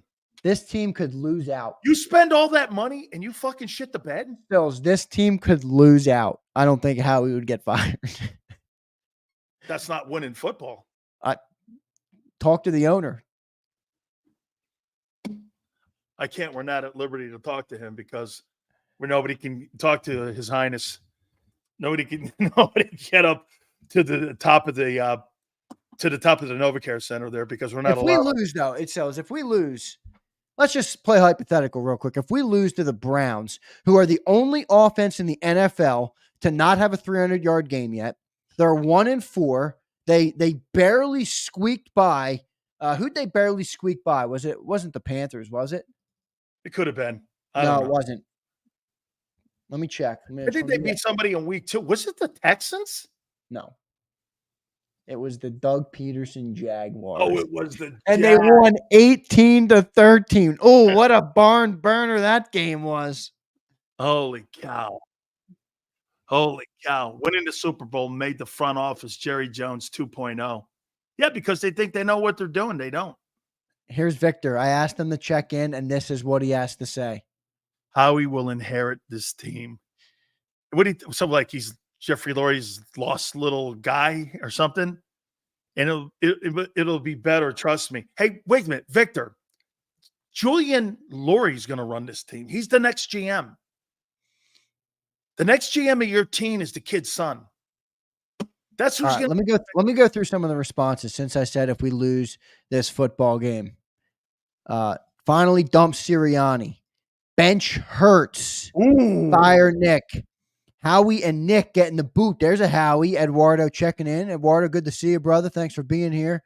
And Reyes, where's your Howie? The Browns suck. No way the Eagles lose. KC KC. Keep that Niners all damn day checking in. Start McKee. The McKee boats are going to be getting their steam, Big Sills, if they lose this one. Put Howie back in the broom closet. Will that happen, Big Sills? No, I want him to to just construct contracts and to do this. Yes, the bottom line is in the CPA is our accounts receivable, and make sure you have the accounts receivable checks all sent to my office, please, because that's the job he should have. Well, I will say this. Ahead of accounts receivable. I will say this. Howie does do a damn good job of contracts. Best in the league. Best in the league. So, that does matter. There's nobody and that's the reason that we have the offense we have. But I said in the beginning of this segment, everybody, and I'm going to double down on it and say it again. Best in the business. As fans of this team, we should be pushing this team because in 5 years from now, in 10 years from now, in 15 years from now, hell, if you're 26 years old like I am, in 50 years from now, if this team doesn't win a Super Bowl, we're going to look back at that team and say, how the hell did we let that one go? This is the best offensive roster we've ever had in the city of Philadelphia. The best. Let me go back. We got to capitalize on it. Let me tell you, folks, remember what I told you. If they don't deliver, like Xander just said, they don't deliver, this will be the biggest disaster era in the history of the Eagles. It'll be. Because you know why? You spent the money, you got the players, and you have two fundamental problems right now. Get this. Here's the two fundamental problems that you have in Philly. You don't have the right coach and quarterback. How come all that dynamic? You just got through telling me Brady, Belichick, Mahomes, Reed, Manning, Dungy, Cowher, and Roethlisberger, Eli, and Coughlin. How come all of those guys had that right? Because if you don't get that right, you have everything else right on the Eagle team right now except that dynamic. You don't have the right coach, and you don't have the right quarterback. The combination doesn't fit. I mean, this is why what makes Baltimore a little bit more frustrating, because I think you have the coach, and I think you have the quarterback. But you have Mahomes in the way. I mean, you're in the era of Mahomes. Okay? Dude, Jim Harbaugh's won a Super Bowl. Lamar Jackson's won 2 MVPs. That's how great that kid is and that coach is in Kansas City. But right now, to me, look at what you get. Hey, Xander, Matthew Stafford, Sean McVay, quarterback and the coach is right. Okay, Kyle Shanahan, Purdy, coach, quarterback are right. So let me ask you a question, because we're tough on Jalen on this show, and I understand why. Like I just said, I want to get the most out of this. Is the best offense we'll ever have. I mean, maybe not ever, but the best offense we've ever had. Oh yeah, in 50 it is. plus years. if Jalen Hurts had a coach, let's just say Kyle. Let's say Bill, let's say any of the great coaches in the league, what do you think Jalen Hurts' ceiling would be? He wouldn't be the starting quarterback. Like Nick Saban, he would have benched him. I tried The greatest coach. I tried to get Sills to say one night. But the greatest coach he ever had benched him. Did you guys read my mind? I was trying to get Sills to give me something on the quarterback. He wouldn't be the Sills quarterback. goes, benched. Right. Kev, he's right there with you. Benched. Hey, wait a minute. Your guy benched him. I know. You're telling me. The bar went nuts when the greatest coach he ever had was Saban. I tried, DRC. I did, brother. I really tried. Wait a minute. Am I wrong? He benched him. No, you're not wrong. He benched him. Okay? I mean, I can't go back on what hey, Sills, so if you're telling me if I got Bill Walsh for him, no, Bill Walsh would bench him. All those, Bill Belichick would bench him. No, not one of those coaches are going to coach him. Nobody's going to. That's why you get first-year guys to coach him.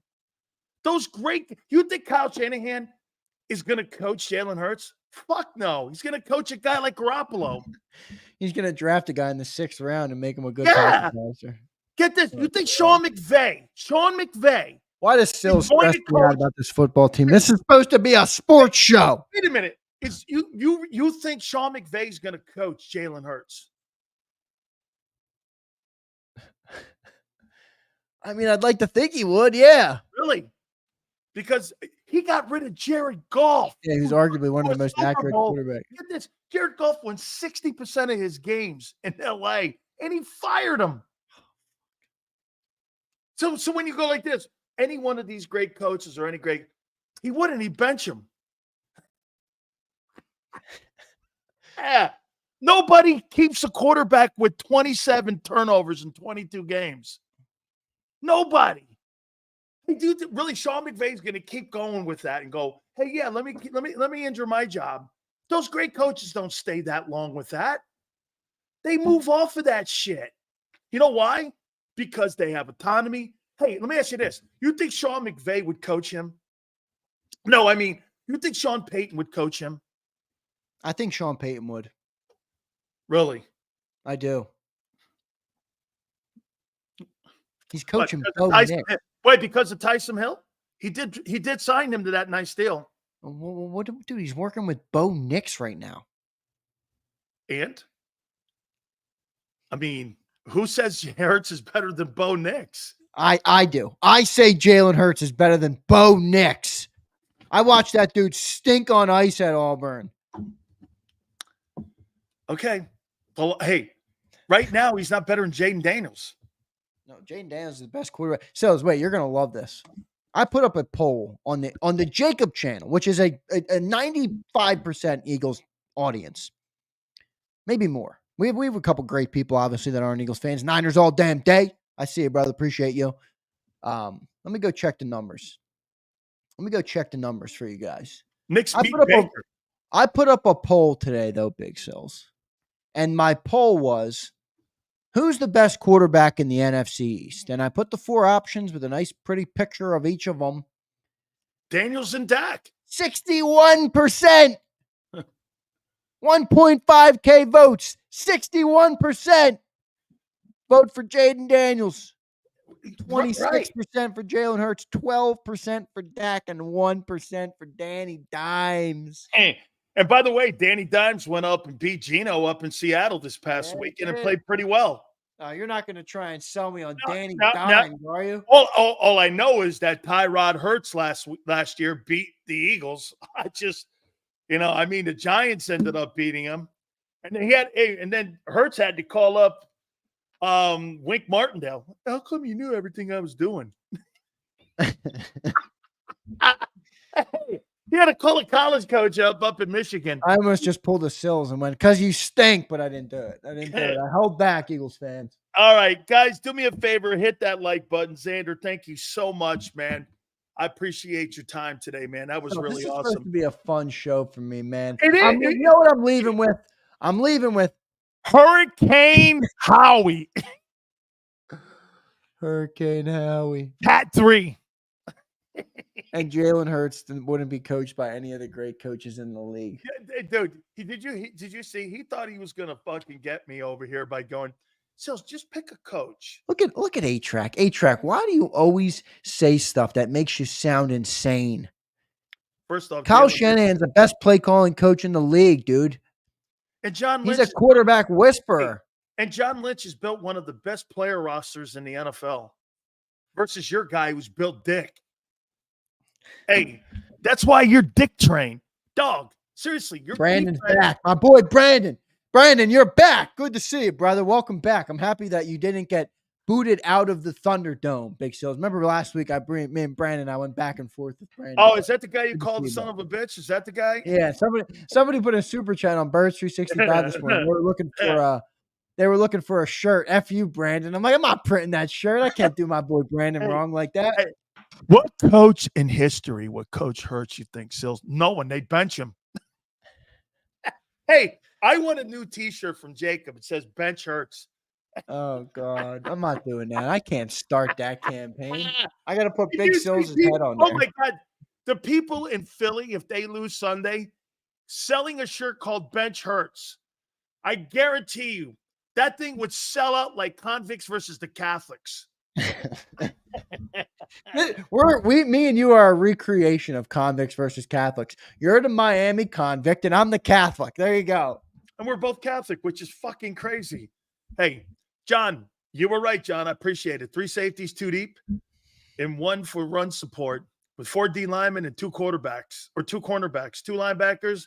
Use Sidney as run support to help the secondary in open space tackling. He's not that great in open space. The only way this defense succeeds, John, you can't succeed when you have your guys in New Jersey playing defense. Okay? Even Deshaun Watson, he's going to, you know why Deshaun Watson's going to play well on Sunday? All of his honeys are going to be in the stands. And he's going to throw for 375. Okay? Shit. And you're going to wish he was indicted. Hey, James, you just hit it, brother. Appreciate it, man. Yeah, Devin White released by the Eagles. Howie season. It's Hurricane Howie, James. That's what's coming, brother. Howie. I was supposed to leave here in a good mood today. I came in all confident, wearing my nice new JAKIB merch that I'm getting for the people soon. I want to show real quick. I want to plug the T-shirt as well. The T-shirt looks pretty good too. Hey man, you got to get that website up so people can buy see on the arm. I got the emblem with the Philly. So that looks pretty dope. Good. Look at the colors too, man. Smart with the eagle colors and all. That's great. JAKIB looking dope. So merch is going to be coming soon, everybody. Can't wait to get you guys it. That hat looks sensational. Yeah, man. I'm going to get you a hat for sure. Yeah, I like all that stuff, man. That looks really great. Guys, do me a favor. Please hit the like button. Hurricane Howie. Make sure you tell John McMullen that one too. Cat 3. It's coming. Hurricane Howie. Hey, now, by the way, you think they're winning by 10 Sunday? I said no. I said 8.5 is too big of a spread. Let's just get back on track, Eagles fans. Why are you getting so upset? Because you're pinning it. All I want to do, Sills, is win the fucking game. Win the game. Win the game. Eagles, just win the game. They're putrid. They stink. The Browns stink. If they lose this game, oh, man. Whoa. Oh, man. I'm taking Please the points. Don't lose the game. I'm taking the points. Guys, don't forget, hit the like button. Xander. Check it out. There's the arm logo on the sweatshirt. Oh, yeah, that's great.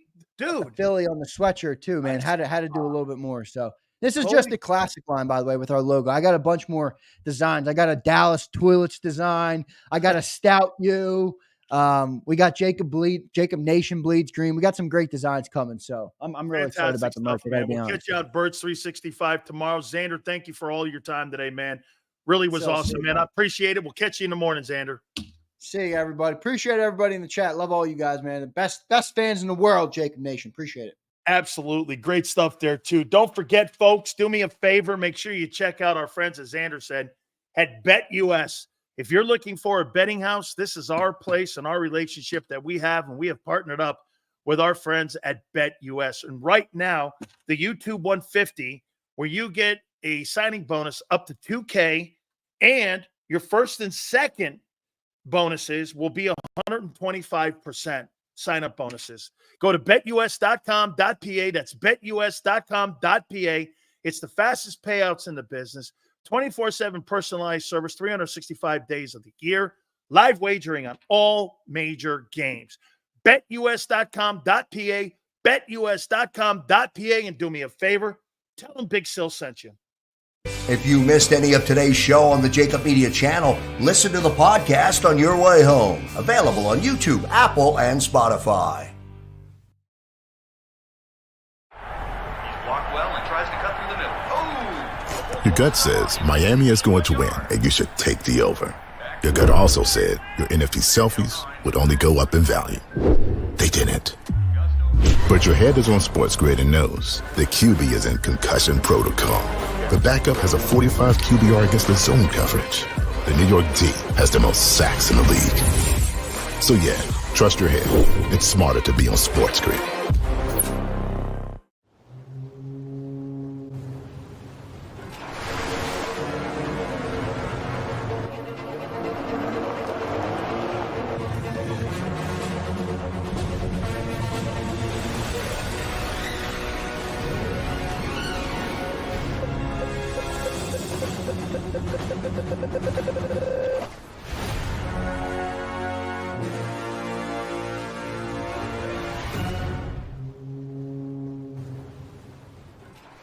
Score and save in Southeastern PA and Delaware with Colony Pools this football season, and let the experts close your pool with a custom Merlin safety cover in green for the birds. And if you join our Winter Watch team, we'll give you another 20% off, and Colony Pools will handle it all.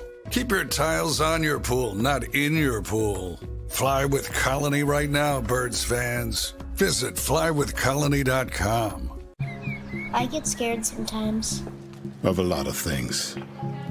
Joining in. Decisions. The dark. The dark. But I once heard someone say, But as I always say, it's okay to be afraid. as long as you face the fear. And keep moving forward. Wherever you are in life, count on the name trusted in insurance for over 80 years. Independence Blue Cross. Hi everybody, my name's Jason Lombardi. I'm an inspector at DryTech. At DryTech we offer three major services. The first one being basement waterproofing. The second service we offer is foundation and structural repairs. And then the third service that we offer is mold remediation. If you feel you are having a waterproofing issue, give DryTech a call or check us out online.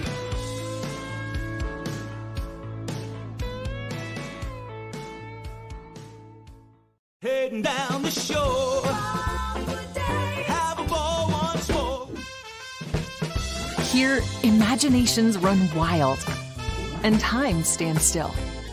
Because here, you can find the best of the Jersey Shore, all on one 5-mile island. So leave the old you behind and get lost in the woods. Wild, wild, wildwood. Plan your stay in the Wildwoods today. EAGLES. Eagles.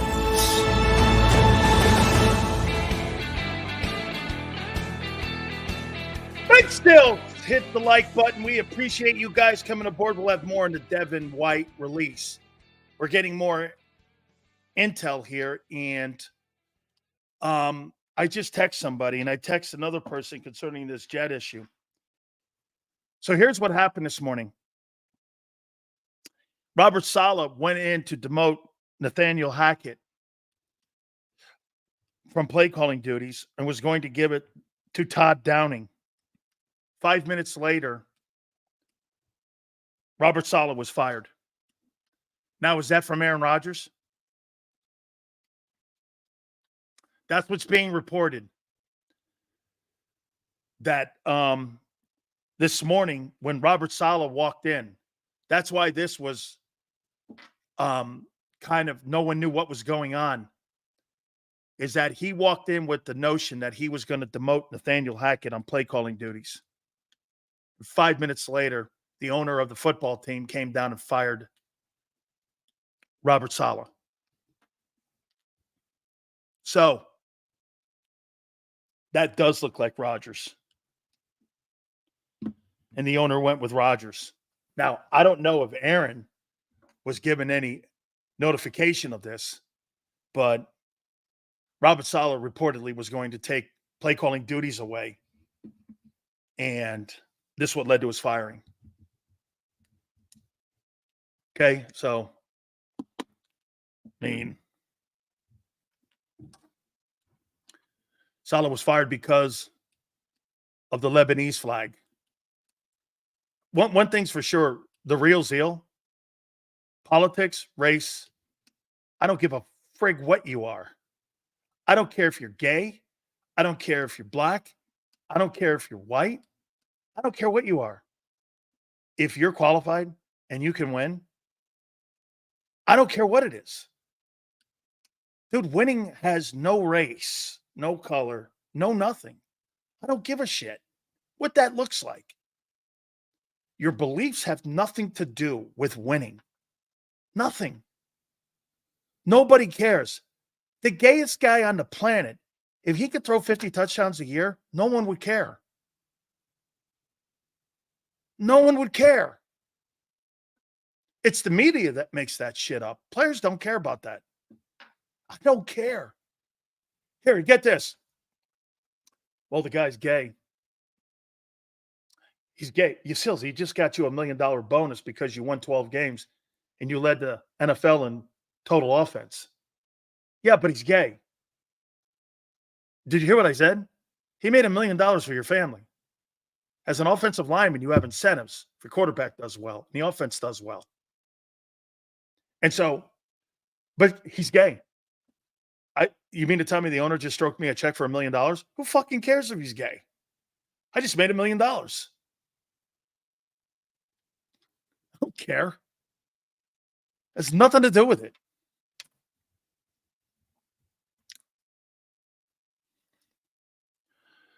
Brady was gay and didn't make it about him. Yeah. And Hurts is a stiff and made it all about him. How you doing? Yeah. So, yeah. Hey, M. Reyes. Hurts is a stiff. Let's go back one more time here on this Devin White deal here.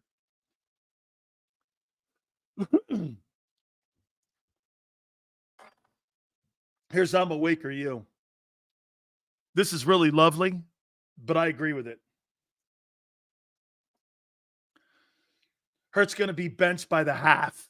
Oh, John.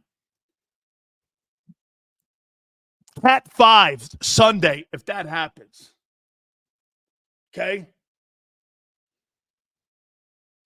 No, Lebanese, not lesbians. He was Lebanese. Damn, Bruce. You can't go anywhere with some of these guys. He's Lebanese. He's not a lesbian. Lebanese. No, senor. The shirt that JAKIB is going to have, it's called Tripod Sills. Okay? Sills Howie's bringing Devontae Adams to help out Hurts. Yeah, okay. I wouldn't doubt it. He needs to sign. Hey, they need to sign someone else. So you think I was right? It was the right move by the Jets? No, I don't. They win Sunday. They're in first, Cosmo. No, I don't. I think Woody Johnson's a horrible owner. I think he's a horrible owner. I think Watson will get benched and Winston will come in and sling the rock all over the Eagles. I forgot Jameis Winston's on that team. Okay? Like a cell phone tripod? No. Like the Hubble telescope. Like the Hubble telescope tripod. Okay, senor? Like the Hubble telescope.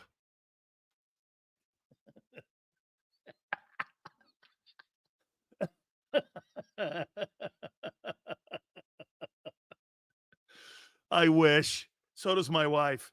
Thank you. Good night. Hey, I'm here. Try the veal.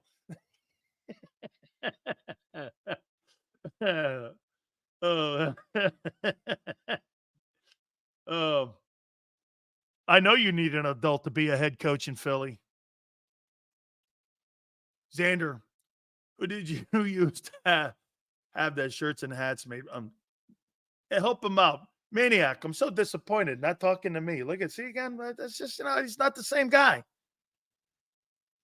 Did I ever mention I was a Super Bowl, Miami, Minnesota, and Texas when I was a kid, courtesy of WIP? Cool. That's what WIP was actually good. And absolutely. How you doing? Okay. Sills. How's Price doing? How's Price doing? I think he lives in Florida. Prince doing? How's Prince doing? I think he lives in Florida. Prince who? Derek Carr multiple weeks? Wow. They could be making a move. Sills, can you predict the win-loss for the remaining Eagle games? Sills, you overstuffed. Yeah. Come on, princess. Hey, anybody in Florida, just be cool down there, man. Okay? Just cool. Be cool down there. Hey, Flexin, they come at me quick because, a lot of people like talking to Big Sills Flexin. Sorry, dickhead. I don't mean that. I actually like you. I don't like Emirates. Not true. I actually kind of like him, too. It's funny. All the guys that give me shit, I like the most. Sue, you, too. How you doing? Hurricane Howie. Sills, what's the score prediction for the Browns-Eagles game? I don't know yet. We'll do that Friday. My friends. That was a sports director and Eagles announcer. And every year, WIP held contests, big skin payout, and the winner went to the Super Bowl. And Mom and Dad went each year as hosts. That's pretty cool, dude. Good for you, man. Okay? Sills, you're an ass. Sam, really? Thanks. What an epiphany. Oh, wow. Look at Sam out on a limb. Sam calls me an asshole. Wow. I'm offended. Holy cow. Wait a minute. Yeah. The spread's at 9. Oh, I clearly got the Browns. Oh, my God. This is getting better and better. Forrest said Robert Saleh will make close to $20,000 per day from the Jets for the next 2 years. Yeah, he's got another year on his contract next year, too. Fucking great.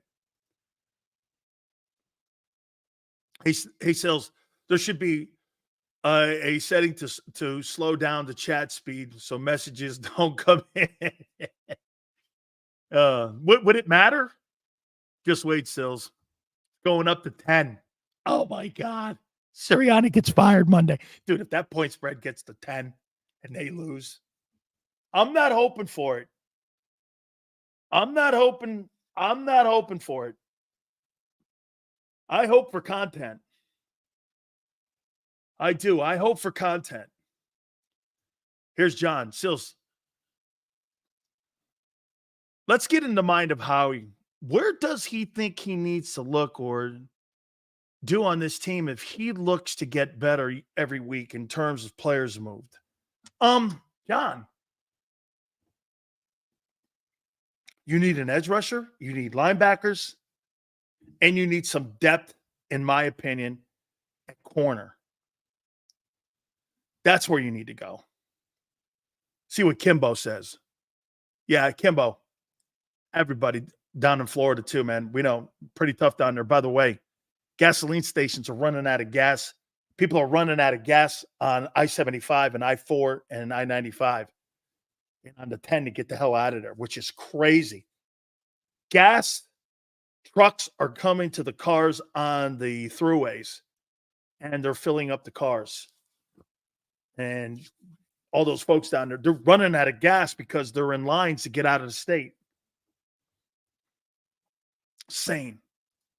I've seen that too. I've been involved in that. It's crazy. So, Sills, if losing to the Browns gets Nick out of here, am I wrong for wanting that? Yeah, Bob, don't go there. Okay? Flexing shit talking Hall of Fame. He's a turd. Sills, what is the most likely move in your opinion? Nothing. They would have done it during the bye here. They'd have done it during the bye. Okay? Let me give you my top 10 teams here. And my top 10 quarterbacks. But one thing on the Devin White. Let's do more on the Devin White here.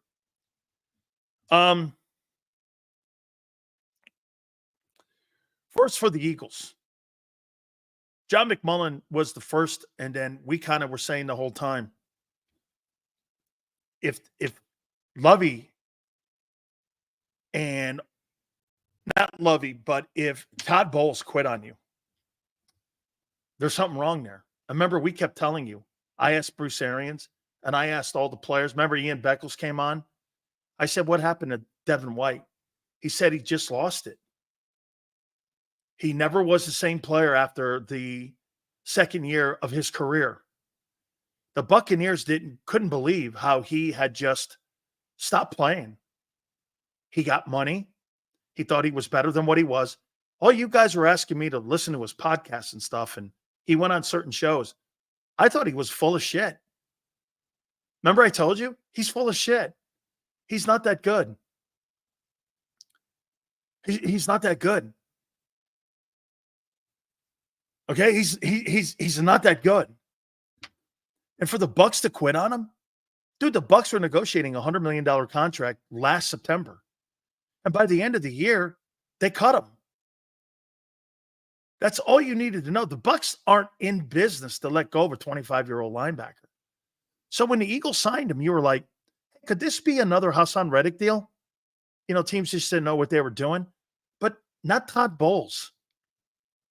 You know, that was Carolina and Arizona that got rid of Hassan Reddick.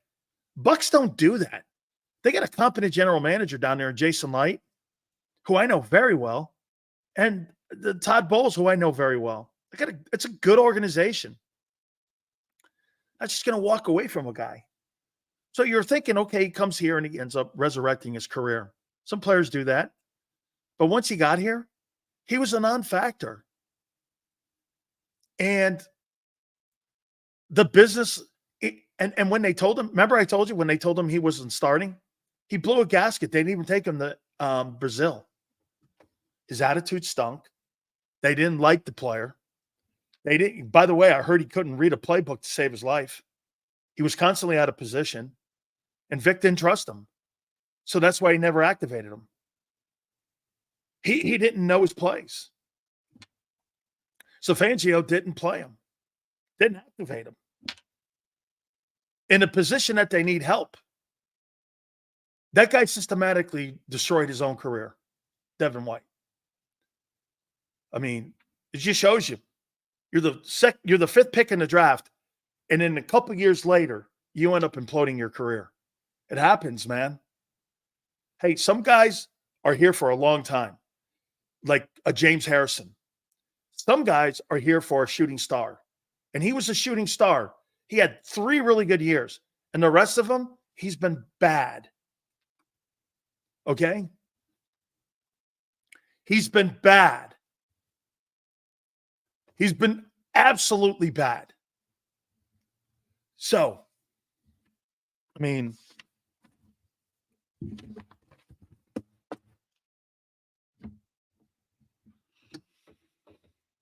that's the story.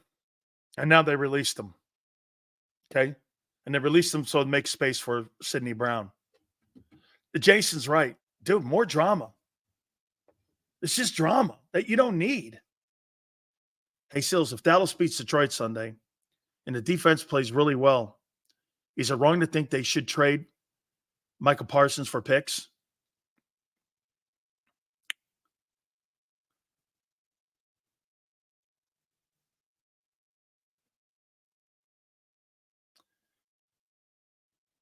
I would have traded CD,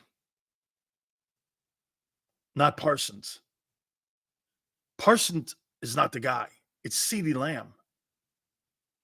I'd trade him. Dude, those receivers you can replace. You can't replace defensive players that are edge rushers like that.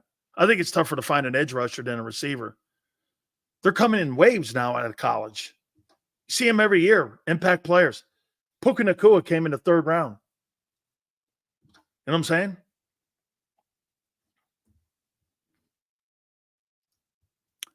Sam says, I'm surprised Roseman not making moves on D to redeem himself for the slop that's on the field. Why would he continue going back into that pit? He can't do it. Cowboys ain't beating Detroit? I don't think so either. All right. Here are my top 10 NFL teams. By the way, please hit the like button. Number 10. I have the Cowboys at number 10. Number 9. I have the Tampa Bay Buccaneers sitting at number 9. Number 8. I have the Green Bay Packers sitting at number 8. Number 7. I have the Atlanta Falcons. Number 6. I have the Baltimore Ravens. Number 5, James Jones, Washington Commanders.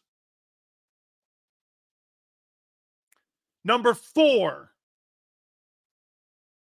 the Houston Texans. Number 3, the Detroit Lions. Number 2, the Minnesota Vikings.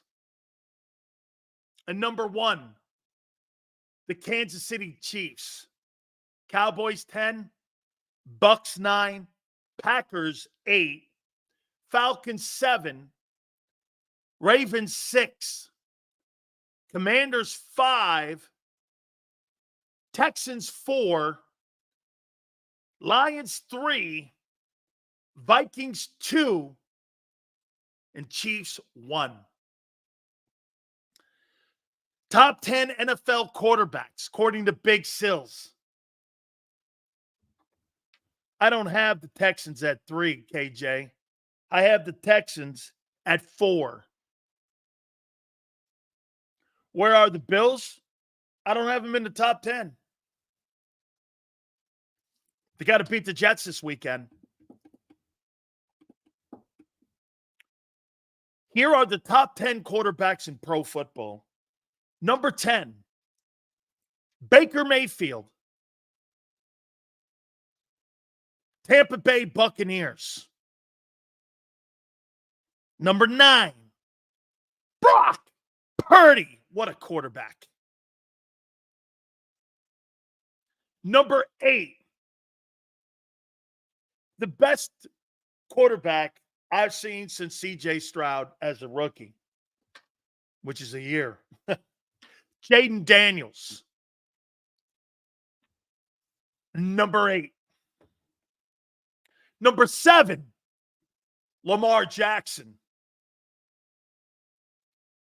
Number 6, Kirk Cousins.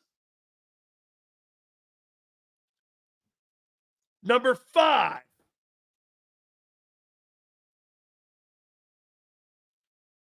Sam Darnold.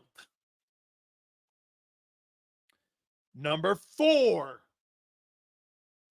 Geno Smith.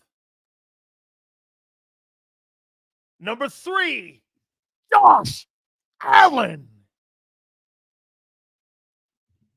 Number 2, C.J. Stroud. And of course, number 1, until someone knocks the king off, Patrick Mahomes. Yeah, baby. Look at that list there, man. Where's Hurts? Mayfield 10, Purdy 9, Daniels 8, Lamar Jackson 7, Kirk Cousins 6, Sam Darnold 5, Geno Smith 4, Josh Allen 3, CJ Stroud 2, and Patrick Mahomes 1.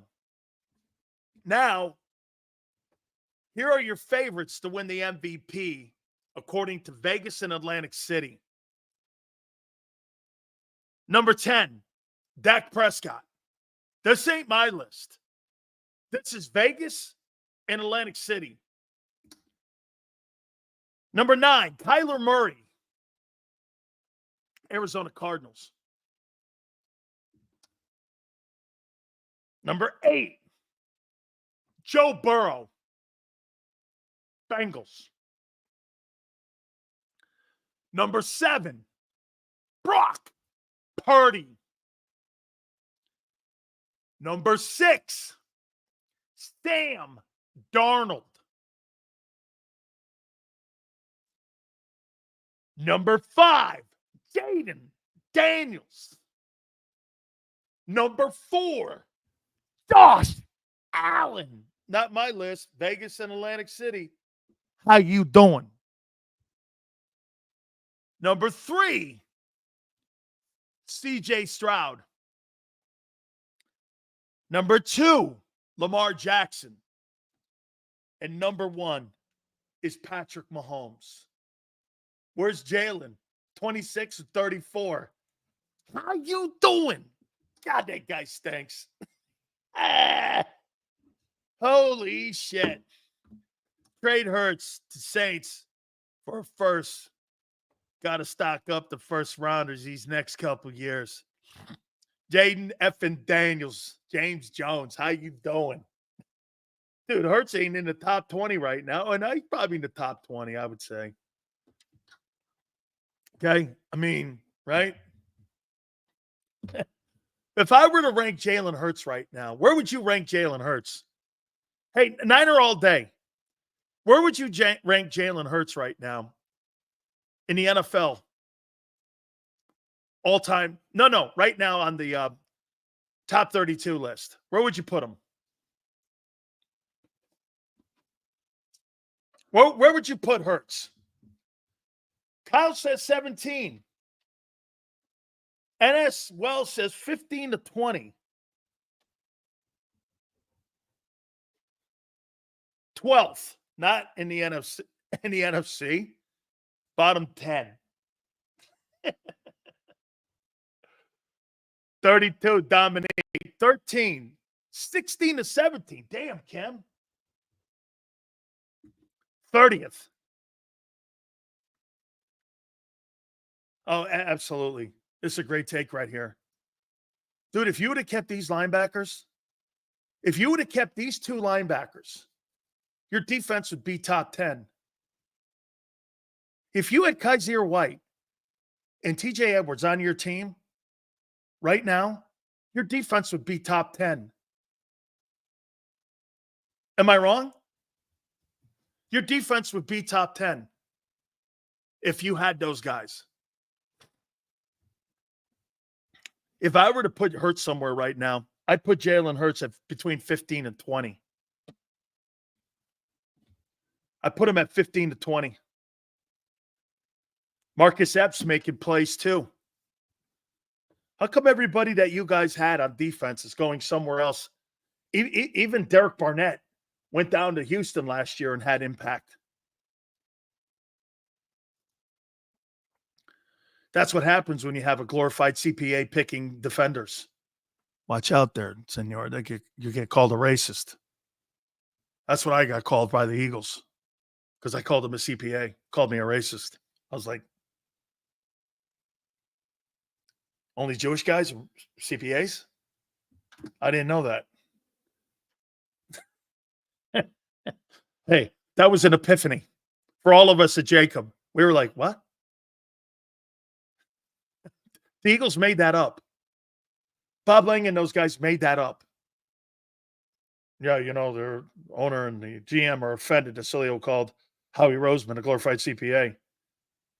It's a Jewish connotation. We were like, only Jews are CPAs? I didn't know that to be true. That's what I should have. Glorified CPA. That's a good JAKIB shirt. Holy cow. Yeah. Oh, yeah. Everybody at JAKIB went, what? What are you talking about? Nobody knew what they were talking. We were like, what? When we drafted Jalen, I said it's a gift and a curse. He's so up and down, it's ridiculous. Jalen is stubborn in his ways. Hey, Dominique, he was up and down in his career at Alabama. And if that's what you're referencing, that's why he was benched at Alabama, is because of that. By the way, I'm awake. He kind of agrees with me. No, I don't find you racist at all, Sills. No. It was anti-Semitic, they said. I called what's his name. I was like, we were like, and by the way, I'm awake or you. Thanks. Hey, thanks. I mean, gee. I get it. Look, see? True story. Bob Lane called upset with big sales for calling Howie a CPA. So I get a call from Xander. By the way, I showed it to Angelo and to Seth Joyner and to all these guys. They were like, what is their problem? Called these, my bosses call me. Xander's like this. To JAKIB and to they're not going to waver. I feel like Charles Barkley at TNT being a JAKIB. Okay? I feel protected. And those guys were like, yeah, they said you were anti-Semitic towards Howie. Because somebody posted a Sileo calls Howie Roseman the glorified CPA. And they got wind of it and they saw it. And they called them up. And then they called me. And JAKIB didn't do anything. They just made me aware of it. And we were like,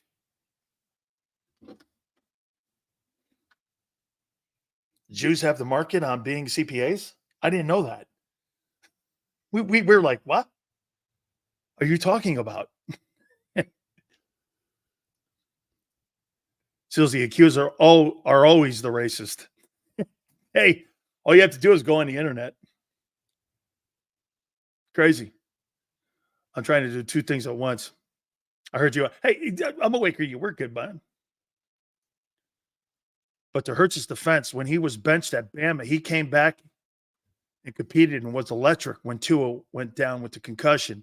I think he needs to be pressured to compete. How about this, Kim? You mean coached hard? Xander's brought that point up a lot. He needs to be they're not coaching him hard. They enable him and make excuses for him, and so do you. Well, it's coaching. It's the system. It's this. The player's out. It's that. You guys make every excuse on the planet. Des the Jew. He did. He was electric in that SEC title game. He totally was.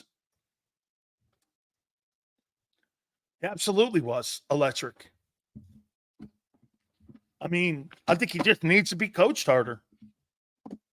Every time that guy makes a mistake, oh, it was a poor route. We didn't have the right personnel, and we needed somebody other than Devontae. You know, when they said that to you, well, that wasn't really a pass that should have been designed for Devontae.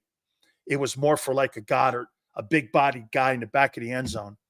You just gave that guy $25 million, Devontae Smith, annually. And that guy's not the right guy to catch that pass? Are you drunk? I mean, if a guy making $25 million a year is not the right guy, you're paying the wrong guy. You're paying the wrong guy.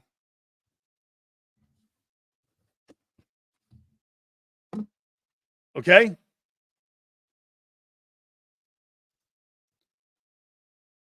James, thank you, brother.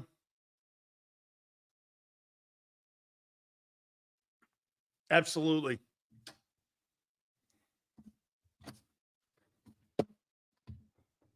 Hey, I've got to tell you one last time. Hey, Yale, you in here? So people reminded me, have you ever been in a room with a legendary coach fired? And I was reminded a couple other things on that Landry firing. And when you're in the room for one of these guys getting fired, it's a pretty amazing thing when you're in the room for that. Seals, I look at it this way. No, who line at the wide receiver, they should know the routes either way. I don't care. Who line at wide receiver, I agree with the soft-ass coaching. King, I get it. Okay? Seals, I don't see the Eagles making the playoffs this year. Whoa. Here you go, Charlie. Quit kissing Jalen's ass. Coach him. Jesus. Charlie. How fucked up is that? Hey, quit kissing his ass. Coach him. How hard is that? It's almost like it's impossible to say that. I can't imagine what it was like at the Jets complex today and how he was fired that way. But I'll tell you this. When Coach Landry got fired and he walked in and he was crying, Coach Landry was crying in front of all of us. It broke our hearts. We're sitting in that big tier Dallas Cowboy at Valley Ranch. He walks in, he's in tears. Tom Landry. I swear to you, under my breath, I went like this. Holy shit. You'll never forget this moment. You'll never forget this moment. They fired me. They walked in the office, sat down for about 5 minutes, and they told me I was out. And I was like, 5 minutes for 30 years? And Jimmy Johnson was coming in. I looked over at Crawford Kerr and Ed Jones, and I went, damn. Ain't nobody safe. Tom Landry looked at us and says, I love all you guys. It's been 30 years. Thank you. We're like, he walked out the room with Tex Schramm right behind him. They fired Tex Schramm and Tom Landry. They kept Gill on. Those two guys walked right out the door with Bum Bright. We were like, we're left behind. People were like, well, who the fuck's the coach? Next morning, Jimmy Johnson was the next coach. We were all like this. All right. Seals, do you think the Eagles don't want to coach quarterbacks hard after what happened with Wentz? I do think Hurts mentally can accept hard coaching. He has. This front office turning into the Cowboys. Dude, they do 8 things of the 10 things right, but they haven't got the quarterback and the head coach right. And it's essential. Hey, I'm awake or you. It's one of the wildest things I've ever been a part of is watching Tom Landry get fired. I mean, my wife has always had a problem with Jimmy because she was a Tom Landry guy. She lived in Texas. White seemed to have that leadership type personality, which is what he needed at linebacker. I have no clue why we cut him.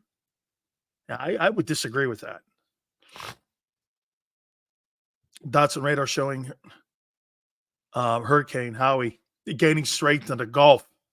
Shows path of destruction after the Browns heading towards the NovaCare Center. Make sure somebody tells John McMullen to seek cover because after Sunday he's going to need it. Anthony Lear, look at the next Gen Stats, Jaden Daniels throw chart. Tell me what you see. The guy spreads the ball around. That's what I see. Makes Jalen fit the game plan instead of the plan fitting your quarterback strengths. Absolutely correct.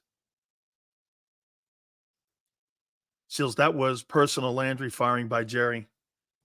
Anthony, I don't know if it was personal, that Jerry just wanted to do things his way and he didn't want a personality.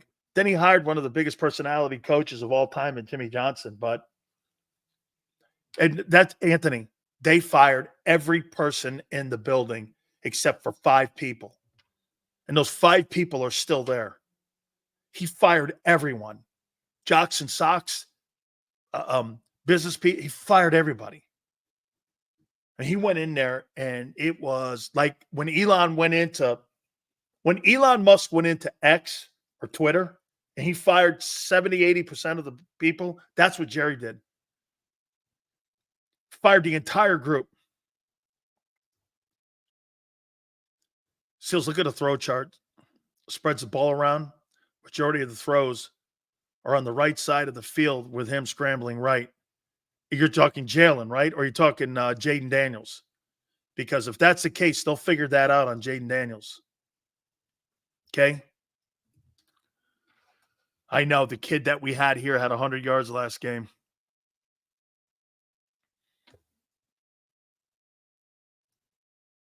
So my biggest accomplishment was that I own every warehouse record at my old job.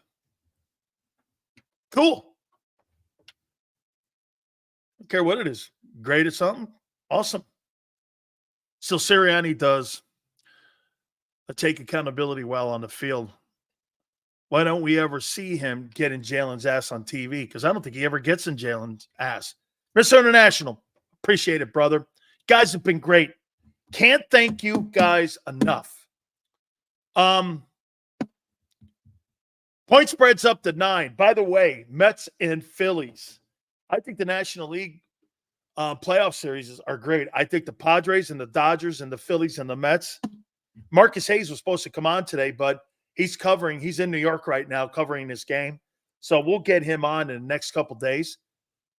Xander, Big Joe, we thank you. Guys, do me a favor. Please hit that like button. 2 to 6 tomorrow, and we shall see you on the flip side.